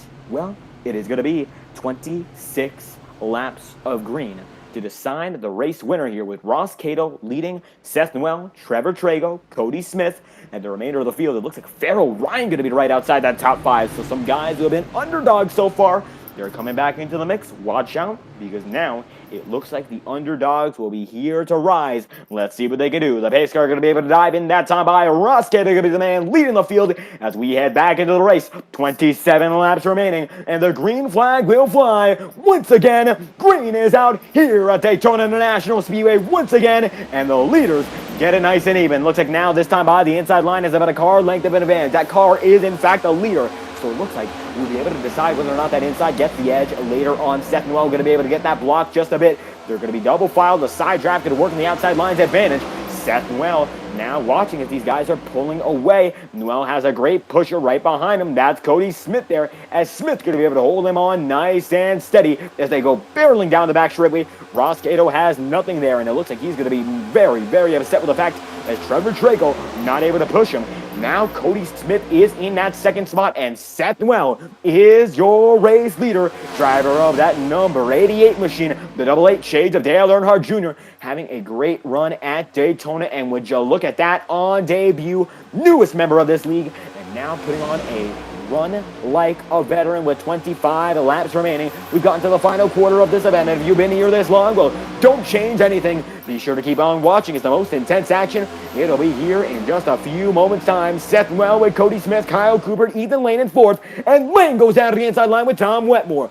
Wetmore's had a great run so far. Will be able to hold on? Well, we will see, because now leads that outside line, but now it is a 3-car breakaway with Seth Noel and Kyle Cooper first, second, and third. It's the 88, the 18, and then that 73. Cooper now going to be the last guy in that breakaway, holding on just slightly. Going to be much harder for him to hold on, but he still looks like he has what it takes to keep it in the mix, and we will see whether or not he can do that. Coming down to the inside line, this time by Noel, going to be there with the driver of the number 18 machine, back down again, and it will now be only a total of what looks to be, how about this distance, a total of only 24 laps remaining here at the World Center Racing. Seth Noel still going to be the one leading this way, and he's charging hard as we have the remainder of the pack right behind him. Coming down the back straightaway once again, inside line led by Ethan Lane, there with Tom Wetmore. Taking a quick glance back to the inside line, Caitlin Hake going to be there as well. Hake going to be shuffling on that outside now as Brad Patton goes side by side there with the 11, and the 11 machine goes up to the high side. The high line has that edge. We still look with 24 laps remaining. They come barreling down to the front straightway that time by, and as they all come rolling, the front straightway greets them with now a total of only 23 laps remaining. Ethan Lane, your new race leader. The inside line has bunched itself up, and now Tom Wetmore going to be in the second spot, and he is holding on fiercely as the driver of that number 51 machine now has what it takes to keep himself in the mix with Ethan Lane. Undeniable that he's had what it takes all race long, but now Wetmore trying to prove that he can lead on his own, holding his own. It's the goal for the driver of that number 51 machine, as Wetmore to be right behind your race leader in Ethan Lane as they hold on quite nicely. 23 laps remaining as we come in to the fourth turn, and there we have it, coming down the barreling back straightaway into the front straightaway. 23 laps to go becomes 22 laps to go. You know what that means. TrackCams22.com, the best cameras on the iRacing service. Let's crank it up. With 22 laps remaining, we will be right back. Thank you all for watching as we will take a momentary crank it up.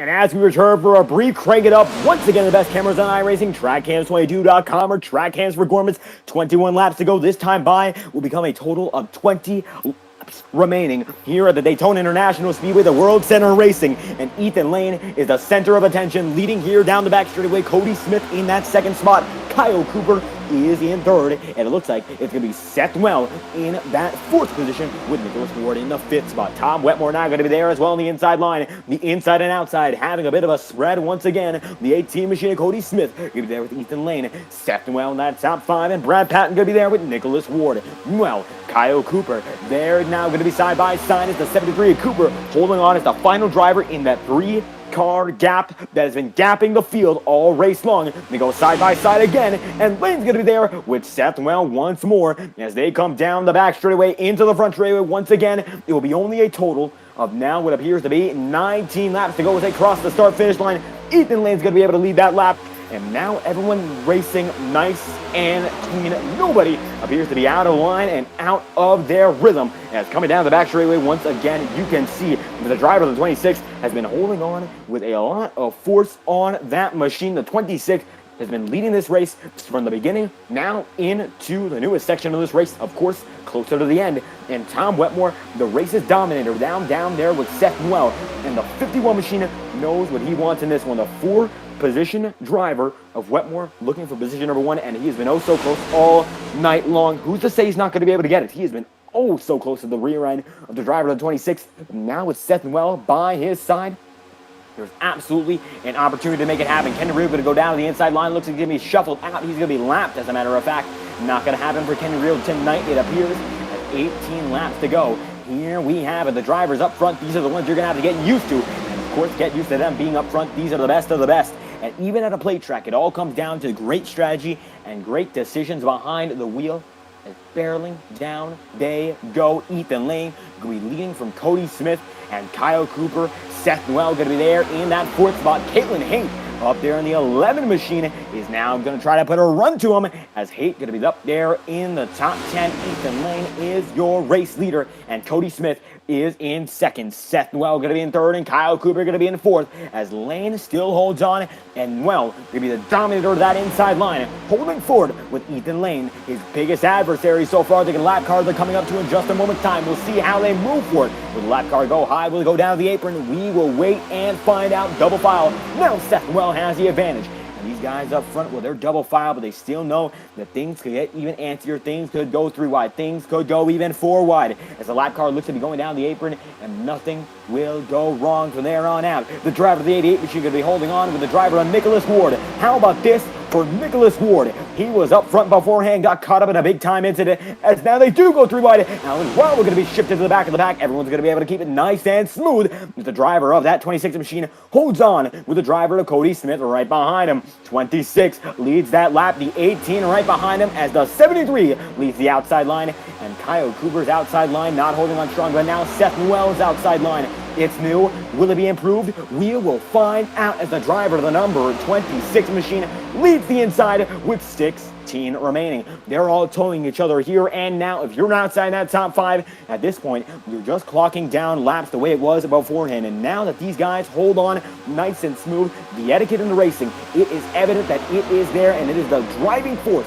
behind the cleanliness of this action with only 16 remaining. In many other circumstances, guys will get much more antsy, much more aggressive, but right now, patience with a capital P is the way these guys are driving it. As 16 becomes 15, and the outside line getting a big shuffle. Caitlin ain't going to be able to turn around. A big wreck at the back of the pack, and this will bring out the yellow once again. Changes everything. A 10-lap dash to do it, and Caitlin Haight gets involved in that one, and a big one for the number 11 Alfa Romeo machine as things get all undone for a great run that she had all race long. Unfortunate circumstance, and Caitlin Haight going to be able to send herself to the back of this field. A very unfortunate circumstance for the driver of the 11 machine as we still are yellow. and we will get a look at what just happened as Caitlin Hay going to be falling down the running order as we speak, trying to get a read on where she is in it as it stands. Presently, it looks like she is in the 19th spot, so able to get undone and unwound as we look at an instant replay on the matter. We're going to send it back just a minute there and check it in once again. It looks like this happens off the front straightaway, so let's check it and see how the 11 machine went around. Oh, it looks like Nicholas Ward might have just gotten a bit antsy. Goes all the way up to the inside, and that was where Caitlin Hay is. She's actually hidden in this angle, but you could see she gets shot around there, and I think that's the 24 of Chris Schitzler, and everyone just gets a bit too close for comfort, and that causes this wreck. The 11 machine goes down to the inside line and takes out a sea of drivers who are just outside of that top 10, and this takes out a lot of great drivers with great cars, and this runs the running order in a different way once more. An unbelievable circumstance. The 11 going to go way high. Looks like Bobby Ross and his company with Cody Griffin going to be able to avoid it. Cody Griffin actually spinning the 11 machine off, so that's going to cause a spin-off wreck, literally and figuratively, as it's going to be Caitlin Hay taking the brunt of the load. The 19 Eagles machine going to soar there, but not in a good way. Joe Yakes might be able to make it out alive as the wreck unfolds before our eyes, and that is going to lead us to our pit cycle. Mike Maddox going to lose his pit stall. They're going to miss it as we look up front. See who's going to be able to come out in first. It looks like Cody Smith out in front as it stands, with Tom Wetmore in that second spot and Seth Well in the third position. So how about we get a word from the driver in that number 8 machine, Seth Well, having a great run so far, although it does appear he is unavailable for comment. How about we get a word from the driver of, well, Ross Cato. We haven't gotten a word from him so far. We will see whether or not he's available for comment, and it looks like as it is right now, Ross Cato will be the man we talk to as we get this thing back underway. Ross Cato, number 12, 5th position. Let's get a word for the man rounding out your top 10. Give us just a moment to find him, as it appears he is not on our end just yet. However, Cato absolutely in the voice chat, and we will be able to get a word from the man in the 5th position. Allow us just a moment before we find him and get back into this one. It looks like he's one of the guys who's actually offline according to timing and scoring on the connection service here for the calls on Discord, and we will get him in as we speak. 15 laps now, less than that. Ross Cato rounding out the top 5 right now. Still a decent amount of time to do it, but much less than what we've seen, of course, throughout the entirety of this race. Rounding out the top 5 now, avoiding incidents, the name of the game. How do you feel going into this final sector? Well, I'm hoping I can get a pretty strong restart. I really don't know what moves other guys are going to make. Kind of a new guy here. I don't really have friends per se, but I'm just going to try to be smart and avoid what I think is going to be some more carnage to come, and just try to be there in that great spot to get it done in the end. And absolutely now it's going to be 1 lap to green, so we'll keep it brief. Any other thoughts regarding strategy and any final thoughts before we leave this one off, because certainly still some time for carnage to ensue? Well, I feel pretty good about the fuel I've saved under caution. The yellow flags have certainly helped with that regard, and allowed me to get maintain some pretty good track positions. So, yeah, just like I said, just going to try to be smart here and not make any ill-advised moves, and just try to be there at the end. Absolutely, the driver of the number 12 machine, Ross Cato, rounding up the top 5 here in 5th. Thank you for your time. Thank you very much. I'm going to drag him right back in. The driver of that number 12 machine, Ross Cato, rounds out position number 5, and we will get us back on our way, as it's still going to be 13 laps to go, the baker's dozen, before we head back to the true dozen, as the driver of the 18 in Cody Smith leads them through, with Tom Wetmore in second. Seth Well going to be in third. Brad Patton's going to be in fourth. And from there on out, the remainder of the field is still there. And they all have the opportunity to make it happen. From here, it will be a race to the finish. Bar a caution, which we absolutely could get. So don't count anyone out for any reason, and don't say it's a lock. It ain't over till it's over, and we will find out when it becomes over in 12 laps time. Pace cars in. Let's get back to the action here at the World Center Racing. Green flag is out once again. We're green, green, green once more at Daytona. And it's going to be the ATV machine there with Tom Wetmore. 12 laps to go, and the Pro Pattern Paint 250 going to come down to its final 25 miles. And here you have it. Guys like Cody Smith up front there. Seth Well going to be one of the newcomers. And Ross Cato saying he's a newcomer as well. Not a lot of guys he knows to work with. So help is going to come wherever he can find it. And sometimes that's just the way it works. here at a track like Daytona, if you can find someone good to work with, you're going to have to take them up, even if you don't know them. Sometimes that is the way it goes. Expertise on track, it comes in a variety of ways, and right now the driver of the number 12 machine, evidently so, able to make it happen with the 18, as now they are bumper to bumper, pushing square. They both are, as they go down to the back straightaway once again. They file in. Single file in the back of the pack, but right now double file leading the way. Seth Noel going to be able to lead that one. 11 laps to go. This time by, it's getting to be the big time as they come down to the stripe once again. You can see coming down the front straightaway, they are all rushing through. The 88 has the edge coming down to the start-finish line. He will be the leader of that lap according to timing and scoring.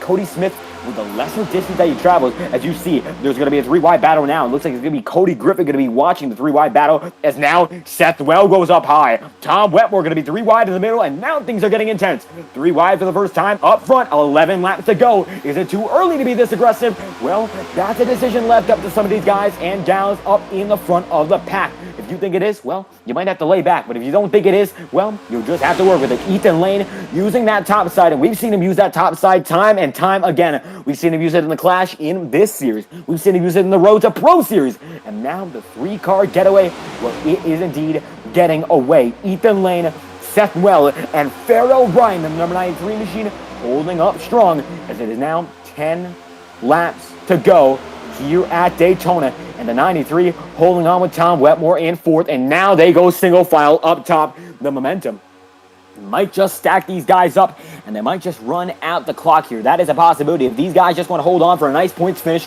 and let Seth Noel win, which I don't believe they do, all competitive drivers, if they just want to get that good finish, they could hold on from here on out. That is, of course, an opportunity for them to take. Whether or not they take it, up to them. Absolutely. Still going to be in the cards as Seth Noel leading Ethan Lane and Farrell Ryan. Lane going to try to go back-to-back in the Integrity League, whether it's the Ignite Series or the Octane Series. He could end up as the victor 2 nights in a row. 10 laps remain for the World Center Racing. It is Ethan Lane right in the back bumper to Seth Noel. Then it's going to be Farrell Ryan, the number 93 machine.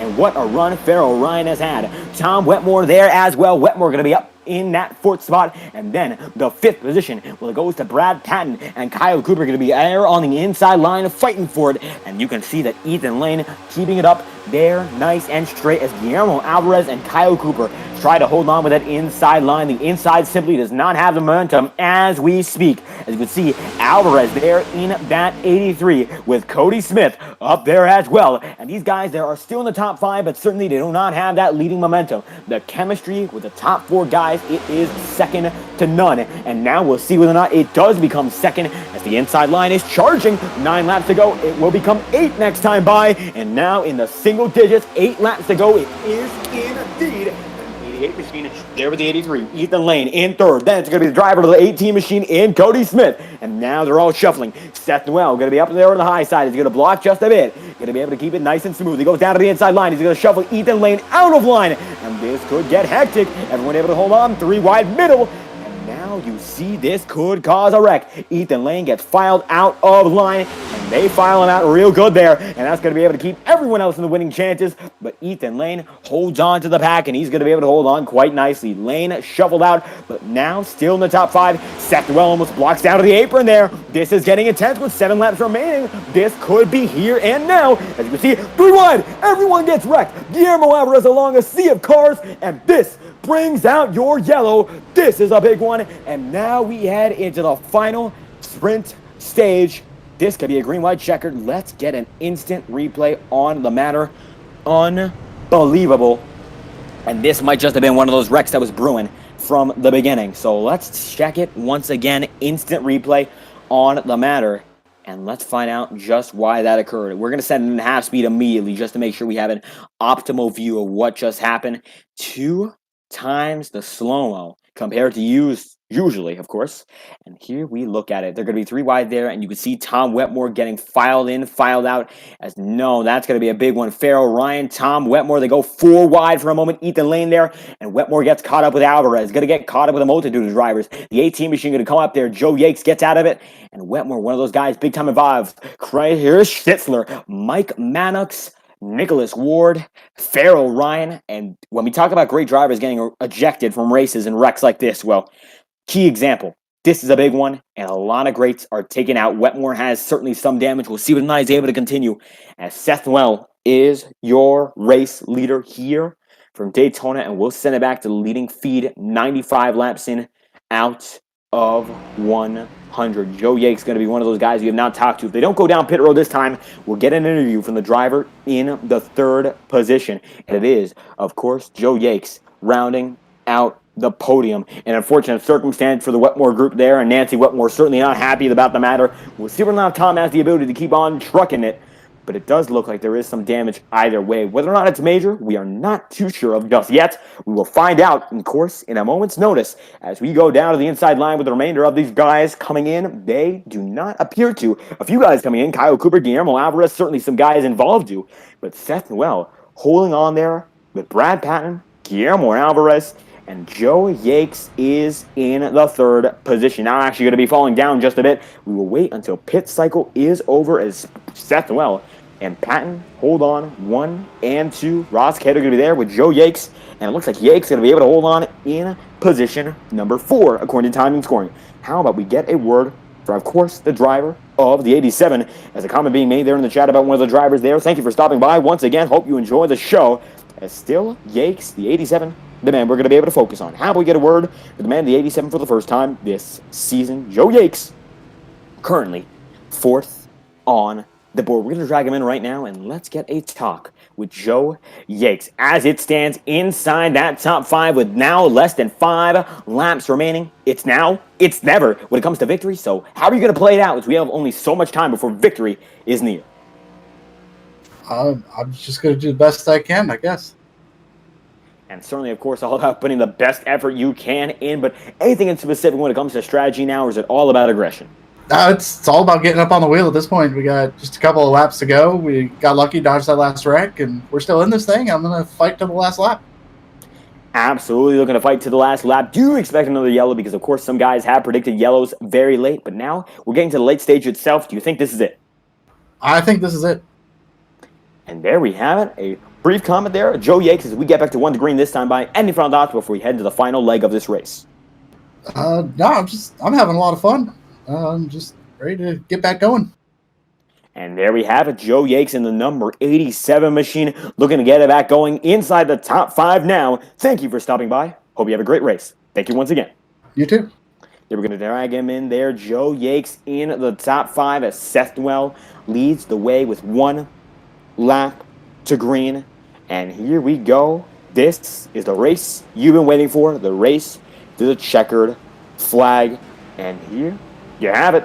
Everyone here, they've been able to make it to the tail end of it.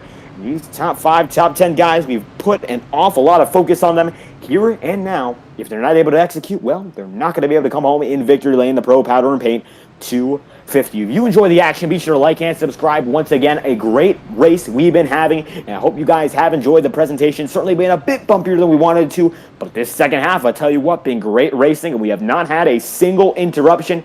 No ad breaks. We're not like Fox, even though this is half the distance of Daytona 500, 250 miles. Advertisements, I tell you what, they just don't have the people in viewing the race. Not what you guys deserve. You guys deserve the best of it, and we are here to bring it. No advertisements for tonight's event. And this is courtesy, of course, of the Fireball Talks NASCAR live group. David Kreutz on the mic here as Seth Noel leads the way, and Brad Patton in second with Ross Cato in third. Alan Dobbs in fourth, and Joe Yates in fifth with Jay Haishman in sixth, and Bobby Ross in position number 7. Chris Schetzler is in eighth, and Mike Maddox is in ninth. Don Stevenson in position number 10. And this is the lineup of your final top 10 and what could be the final restart of the night. A 3-lap shootout to finish this one off. Now, never. Spread some love for your favorite drivers. Anyone has an opportunity now as we get into the most intense portion of this race. Buckle up. I'm sure these guys already have, because the pace car dives in this time by 7.5 miles. 1 winner. Let's get back to the action here at the World Center Racing. It's going to be the 88 machine getting a great start. We're back green once again. 3 laps to go from Daytona. Going to be a great start for the driver of the number 88 machine. Ross Kett are going to be able to keep up as well. And they all hold on as now there's going to be Brad Patton there in that second spot. The single-digit threat going to be there with Joe Yates. The top 5 makes a great run for it. They're going to be separated by an awful lot. Bobby Ross going to be there as well. Chris Schetzler, Mike Maddox, Don Stevenson, and the underdog still going to be able to rise. Seth Noel leading this one, and he has had a great debut. I tell you what, he's been one to watch. Plate racing prowess. We have not seen the likes of which anywhere here, and it looks like the 88 machine has just been able to hold on. Brad Patton there on the bumper. He has to be real delicate about this one. He's trying to push hard, trying to get that gap away from the field, and while that is of course justifiable, you don't want to cause an unnecessary wreck as a result. 2 laps to go here at Daytona. If they come back to the white flag, the next flag will in fact end it, and the show will be over. But of course, these drivers getting a bit of a flare here. Brad Patton there with Seth Noel, and they're still holding on as they go single file up top. Top 3, top 4, top 5 guys on the inside as the inside line is holding on, but only just as it's Mike Maddox there with Cody Griffin. Griffin going to be there on the inside line. They shovel out once again. Going to be a bit of an issue there. Chris Schetzer going to be side by side. They're clustering up in the back of the pack. Still able to hold on. We're watching the battle up front. We're checking any wrecks later on as we are half a lap away from the white, and from here on out, anything that happens is official. If they come down the stripe, which it looks like they will, it looks like the top 5 would be the men who lead them in. It's going to be Noel, Patton, Yates, Dobbs, and Cody Smith. 1 lap to go for the World Center Racing. It's for all the marbles as Seth Noel gets hung out. Now it's going to be really interesting. Not a lot of trust that appears. Debuting. That's what happens sometimes as Noel gets filed out of the pack. Brad Patton is your race leader now, and he's going to be the one leading the way. Position number 1 in car number 1, and Joe Yakes is all over him. Yakes goes up to the high side there. They're double file. Now it's going to be a team machine. Cody Smith there. They're blocking big time. This could be it. Yakes goes down to the inside. Bobby Ross gets turned, and now he turns someone else. Cody Griffin there. The 3 machine with the 87. They're going to come off as a 4th turn in just due time. 3rd turn, the 1 machine there. The 18 is as well, and they're holding a single file coming down to the start finish line. It's for all the marbles. It's here. It's now. Brad Patton going to stay on the inside line. They're side by side at the stripe, and the winner is Cody Smith by a total of 35 thousandths of a second. Unbelievable. Perfect timing for the driver of the number 18. I can't believe what we have seen. He comes home victorious. Unbelievable job for Cody Smith as he comes home your race winner. We'll get a checkup on that wreck that we saw in the last lap after interviews. What a wreck and what a finish. Smith timed it perfect. You got to do it like that if you want to win. That's a winning mentality. Clean, great racing, and he does it. Unbelievable. Cody Smith didn't have to wreck anyone for it. He went up high, he had the momentum, and the outside line, it prevailed. The draft used effortlessly, and he is your race winner. Unbelievable. Cody Smith gets it done. Got to spread some love to these drivers, man. The 18 deserving that one. What a finish. And he comes home victorious. Cody Smith, top of the world. A great way to start the season. He's the winner of the Pro Powder and Paint 250 here in Daytona, and burning it down rightfully so. And a deserving celebration for Cody Smith. Unbelievable. That's, of course, what he wanted to get out of this one. And burning down the house. After 250 miles, as Fro Buffett said, nice and clean pass for the W. That's what you love to see in situations like this. The 18 machine comes home perfectly clean. That's a very, very polite, respectful move, but it's also very aggressive. Comes home for the victory. And racing etiquette on display tonight. That's what you love to see at Daytona. That's the type of racing you love seeing at the tail end. No matter when it is, of course, but that is what you want to see for the race victory. Some guys, they'll go head over heels, they'll turn you, they'll wreck you, they'll send you into the wall, and they'll keep you stuck there. But Cody Smith, I think he did it just right there. Able to keep it done. And done. He pitted 4 laps beforehand. He's going to be very aggressive on that strategy, and he used new tires to get up there as well. He used everything he had. And Cody Smith now going to take it off for a partial Polish victory lap, I believe, before he sends it in to pit road. Cody Smith, your race winner, in an incredible, deserving fashion. And that's what you love to see. A clean pass, but an aggressive pass, and a great run for Cody Smith to get it into victory lane. When we talk about strategy, a guy like Cody Smith absolutely exemplifying what you want to do with it. He was able to keep it nice, keep it smooth as he burns it down now by the Sunoco pit stop sign. Let's see if that's just his final burn before sending it in. And going to take his time with that one, absolutely. And the 18 machine, your winner with Brad Patton in second and Seth Well in third. Ross Cato in the fourth. And Don Stevenson able to round out your top five with Cody Griffin in sixth. Just an update on your top six guys. They're the fastest six guys overall. And they were able to come home clean. Those guys up front, able to keep it nice, keep it smooth, and eventually come home on the top of the board as Cody Smith going to put it into the Daytona word mark in the grass and burn it down there. Shades of Dale Earnhardt as he comes back onto the track once again. And that looks to be it. Cody Smith with an absolute hell of a drive there. The driver of the 18 machine getting it done at the World Center of Racing and an electrifying finish. No wreckage for the leaders up there. Just a clean, respectful, and downright perfect pass to get it done. Cody Smith, you're the winner of the Pro Powder and Paint 250. How do you feel after quite an eventful race? Yeah, I think you nailed it there. Eventful is what that was. That was awesome. That was some of the most fun super speedway racing I've been involved in. I know some people may think different. There's quite a few wrecks, but just aggressive racing, some good, solid racing. Nothing anything crazy. I was in that last wreck there. I didn't think I could come through the field, and seats just seemed apart, and then it was just a dogfight to the end. I tried to push Brad out as far as I could to beat him to the line, and that's what happened. I can't believe it.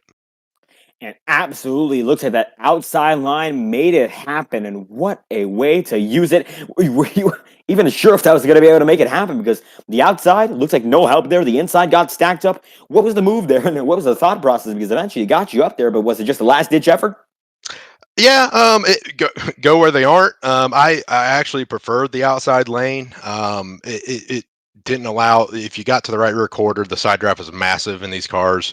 So if you from the outside lane, it protects that a little bit, and you kind of control your destiny a little more. I feel like, at least. But so I tend to try to go to the outside, and then again on that last lap, I was just trying to push Brad as far out so we could decide it between the two of us. I don't know what happened, if they crashed or whatever behind us a little bit, but again, it worked out. Absolutely able to work it out like it is nothing. So strategy, according to our timing and scoring, let us know if we're wrong. But of course, it says you pitted only 4 laps to go. A lot of these guys stayed out for almost up to 30 laps. Do you think the new tires and fuel at all would help you? Maybe a little bit. The tires definitely, once they get hot, they get a little slick. You get a little more maneuverability.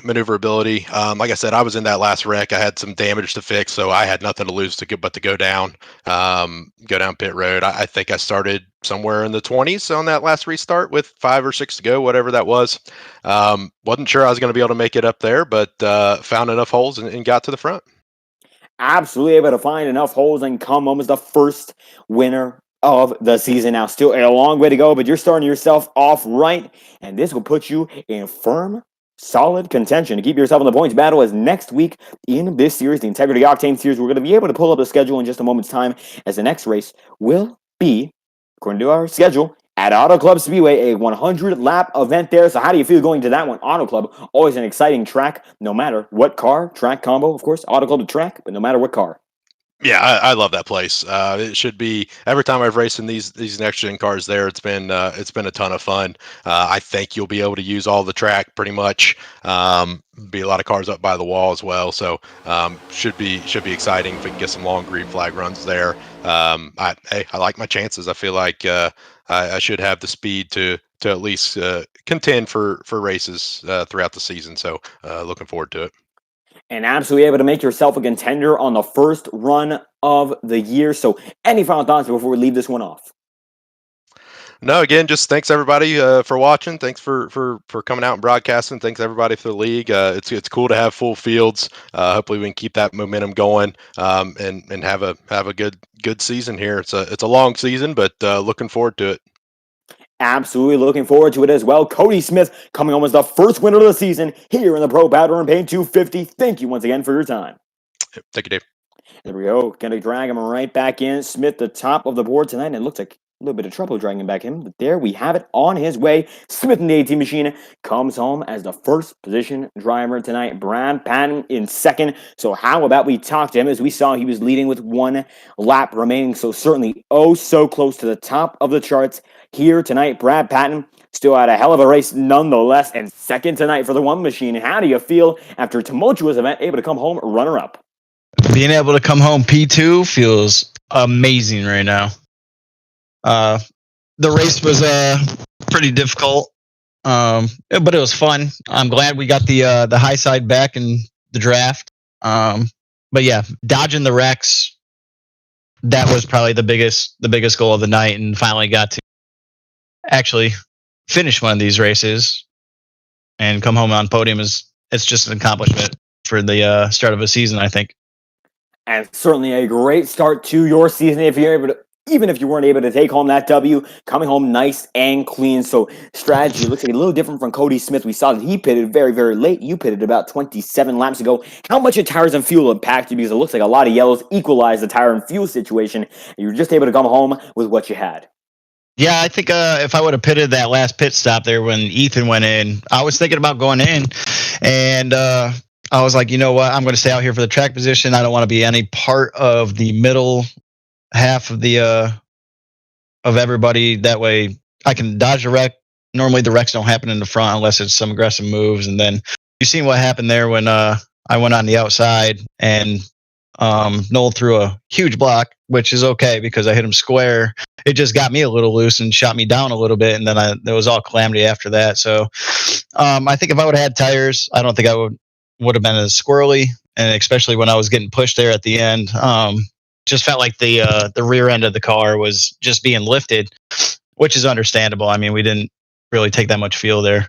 So tires probably would have played a good key part in being able to hold my position and maybe hold off Cody there for the end of the race. But you know, coming home P2, not wrecking anybody, dodging all the wrecks, and not putting somebody in the fence for a win. I'll take that as a W. And absolutely great, clean racing of the 10 letter for the guys up front, you being one of them. Now, next race on the season, as we mentioned beforehand, it will be Auto Club for a 200-mile showdown there. How do you feel heading into Fontana? Is this actually going to be the last weekend for it in the real world in its configuration? iRacing, we don't have to worry about that. And it looks like next week we'll be racing it as well. Yeah, I think Fontana used to be one of my favorite tracks on the sim, but now with this new wheel, I'm still trying to get the settings and everything down pat. That way I can actually feel the car when I'm on the track. And I mean, it's still a work in progress, but we should have a decent finish there. I'm hoping for a top 10. If I get a top 10, I'll be happy. You know, I just want to stay in the top 10 in the points here. That way, when we go to playoff hunting, and I'm in the chase. So that's the goal for now. The goal is not to get any wins. It's just solid consistency, and we'll go from there. And consistency will be key for the number 1 group as the season goes on. Any final thoughts? No, not really. It's a happy night, and now I'm get ready to eat some food here, and then I'm going to go to bed for work in the morning. So thank you for broadcasting. Thank you for Integrity for putting on a hell of a show, and looking forward to seeing everybody next week. Sorry. And absolutely looking forward to it once again. Brad Patton coming home runner-up of tonight's festivities here at the Pro Pattern Paint 250. Thank you once again for your time. Hey, appreciate it. Thank you. Have a good night. There we go. Hope he has a good night as well. Brad Patton, we're going to put him back on his way into the voice chat and get your third position driver, although it looks like we're having a bit of trouble dragging him out. So give us just a moment before we get that on our way. Discord giving us a bit of trouble, although it does not look like it is the case. Now we'll get on to your third position driver, and that will be Seth Noel. Noel had a great run, that number 88 machine, able to come home very, very respectively in the third position on debut, and it does not appear he is available for comment just yet. We would try to get a word from him and see whether or not we can get a comment. Seth Noel, position number 3 here on the night. We'll get a word. And Noel still does not appear to be available for comment just yet. We would try to find him in the waiting room. However, at the moment, he does not appear to be any voice chat. So we will wait for just a minute, and you can see the wreck will be on your screen in just a moment's notice. As guys in this wreck certainly got caught up in it in a way that they did not want to be involved. We will go over the race results in a few moments' time. Certainly a lot of surprises and a lot of great results for these guys. As Seth Noel now is in the waiting room. Let's get him in right now. Rounding out your podium, I got to say, a great debut for the driver of the 88 machine. Seth Noel, how are you feeling? A great run and coming home on the podium to start this season off. Certainly a great start. Yeah, we had a topsy-turvy night is, I guess, the word I should be using. Started out the race wrecking every 10 laps, and then we finally got away from the chaos of like 15th. And then once we broke through that, we just kind of minded our P's and Q's until the last 10 laps when the chaos started. And everything got chaotic from there, and eventually you're able to ride yourself up into the front of the pack, and it seemed like you had a lot of capability running up front in these lines, switching in and out without incident. So was that the key to keeping yourself up front for a chance of the victory? Yeah, I didn't want to be the lane swabber, but everyone kept leaving me out and with no momentum, and then I would see momentum coming. I'm like, all right, that's my momentum now, and I'd move in front of them. And then eventually that led to a wreck. And then on the last lap, they just left me out for dry. And we got a run from someone, I don't remember who it was, but thank you for that run. And we were able to get P3. And certainly able to come home on the podium regardless of what occurred there. A great run. So when it comes down to strategy in this race, what impacted you the most? A lot of guys think a lot of different things so far. What's your take on it? Avoid the chaos, I guess. Get ahead of it. That's really the only strategy. With us not having a green flag pit stop, the strategy really was just avoid chaos as much as possible and get track position and keep it. Like, there just wasn't really a whole lot more to do tonight. And absolutely able to avoid the chaos and come home in third. Now, next race on the season, it will be Auto Club for 200 miles. So how do you feel going into that one? Hey, that's a good track with a fun setup. We're looking forward to that one. And looking forward to seeing you there as well. Seth Noel out of the podium for only a while there, but able to get up front, third position of the night at the conclusion of tonight's event. Thank you for your time. Any final thoughts otherwise? Beautiful paint scheme by Chad. Very nice. Running that. Gonna be running that all season. That's it. That's all I got. And Appreciate there we it, have it. Steph Noel, third on the board. Thank you once again. Thanks, guys. I'm going to drag him right back into the voice chat there and put him out as we can see the wreck unfold. Now, this is the final run, so we'll try to take a look at what just happened because certainly a lot of guys got involved with that wreck. A lot of good drivers got involved in that wreck, and we will see why that was the case. Now, let's take it back and find out. Now, this is something we didn't see all too well. Now, let's find out. As you can see, the 37 machine Trevor Traeger went around from the front of the pack. We'll take a quick analysis of this and then get on to your race results. Just to finish this one off here, as the 37 machine of Trevor Traeger absolutely goes around for the count, and Traeger falls back to what looks to be just about position. No, we don't see him on timing scoring, so he's not going to be in the position 20-ish range. However, certainly going to fall out of that top 10 and make himself home in 22nd. So position number 22 for Trevor Traeger. Let's watch a slow-mo replay of what happened here, as we will see the 37 machine there with Bobby Ross. And Ross looking to come back in. He gets pushed down to the apron, tries to get back up, maybe thinks he's clear, and it just looks like it doesn't happen. And Traeger gets cut up there. And you could see he just goes around for the count. I think he might have tried to overcorrect it here. We'll see whether or not that is the case, but Traeger goes down and around, and he gets involved. And this looked to be the only segment of the guys that got involved in an incident. So that's going to be a bit less than we expected. A lot of these guys able to come home regardless of this wreck. So we'll send it back into the full speed and see.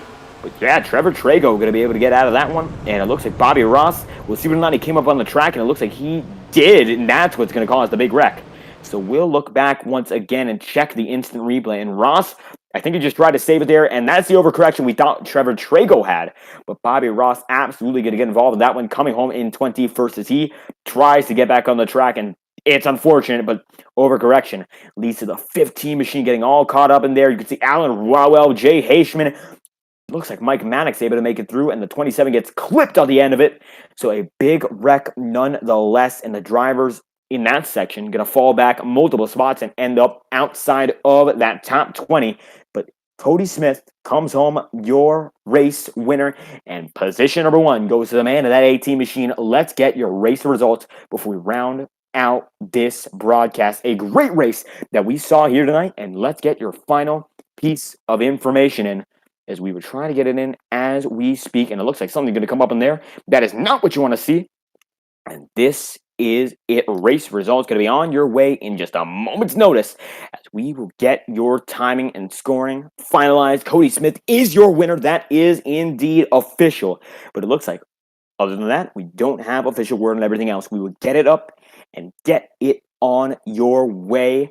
Smith, then Brad Patton, and then from there on out, position number 3, the other position up for grabs, Seth Noel in that podium, and that rounds out the fastest 3 drivers in this field. Ross Cato going to come home in 4th, and Don Stevenson going to come home in 5th. And that is your top 5. Now let's get the remainder of these drivers in, as we still have a bit of trouble making that happen. But we should be good to go here. And now, race results taking a bit longer than we wanted. But thank you all for still sticking with us as we get it on your way. Cody Smith, race winner over Brad Patton and Seth Noel in 3rd, Ross Cato in 4th, Don Stevenson going to be in that 5th position. From there on out, it will be as follows: Cody Griffin in 6th, Chris Schessler going to be in 7th, Joe Yakes in then the 8th spot, and Alan Dobbs in 9th, with Mike Maddox in position number 10. From there on out, it goes as follows as well: Stan Carnathan going to come home in 11th, Kevin Matson 12th, Caitlin Hayton 13th, Kyle Cooper in 14th, Jacob Fife in 15th, Alan Rodwell in 16th, and Matt Jonas going to be in 17th, George Carlisle is going to be in 18th, and John Steele in 19th. Jay Heishman is in 20th. Then the remainder of the field goes as follows: Bobby Ross in 21st, Trevor Trago in 22nd, Jeff Figlin going to be in 23rd, and Rainey Fires, the final driver of the lead lap, in 24th. First driver 1 lap down, your poster Ethan Lane, Kenny Reel in 26th, Guillermo Alvarez in 27th, and Farrell Ryan in 28th, Nicholas Ward 29th, and Tom Wetmore in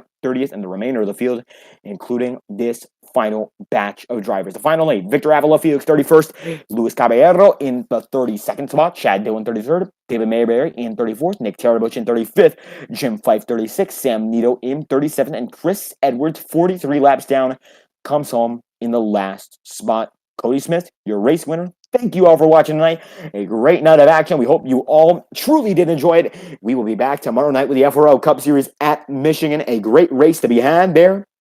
We hope you all enjoyed the broadcasting action live on FTN, and we will be back tomorrow with even more great racing for the FORL Cup Series. We hope you enjoy the Integrity Swing of the Week, Mondays and Tuesdays like you've never seen it before, and we hope you spend your Monday and Tuesday nights with us live on FTN, no matter when, no matter where. We will be here with the greatest racing action on iRacing Monday and Tuesday nights. Thank you all for watching once again. We hope you had a great night, and we will see you whenever we are live on FTN.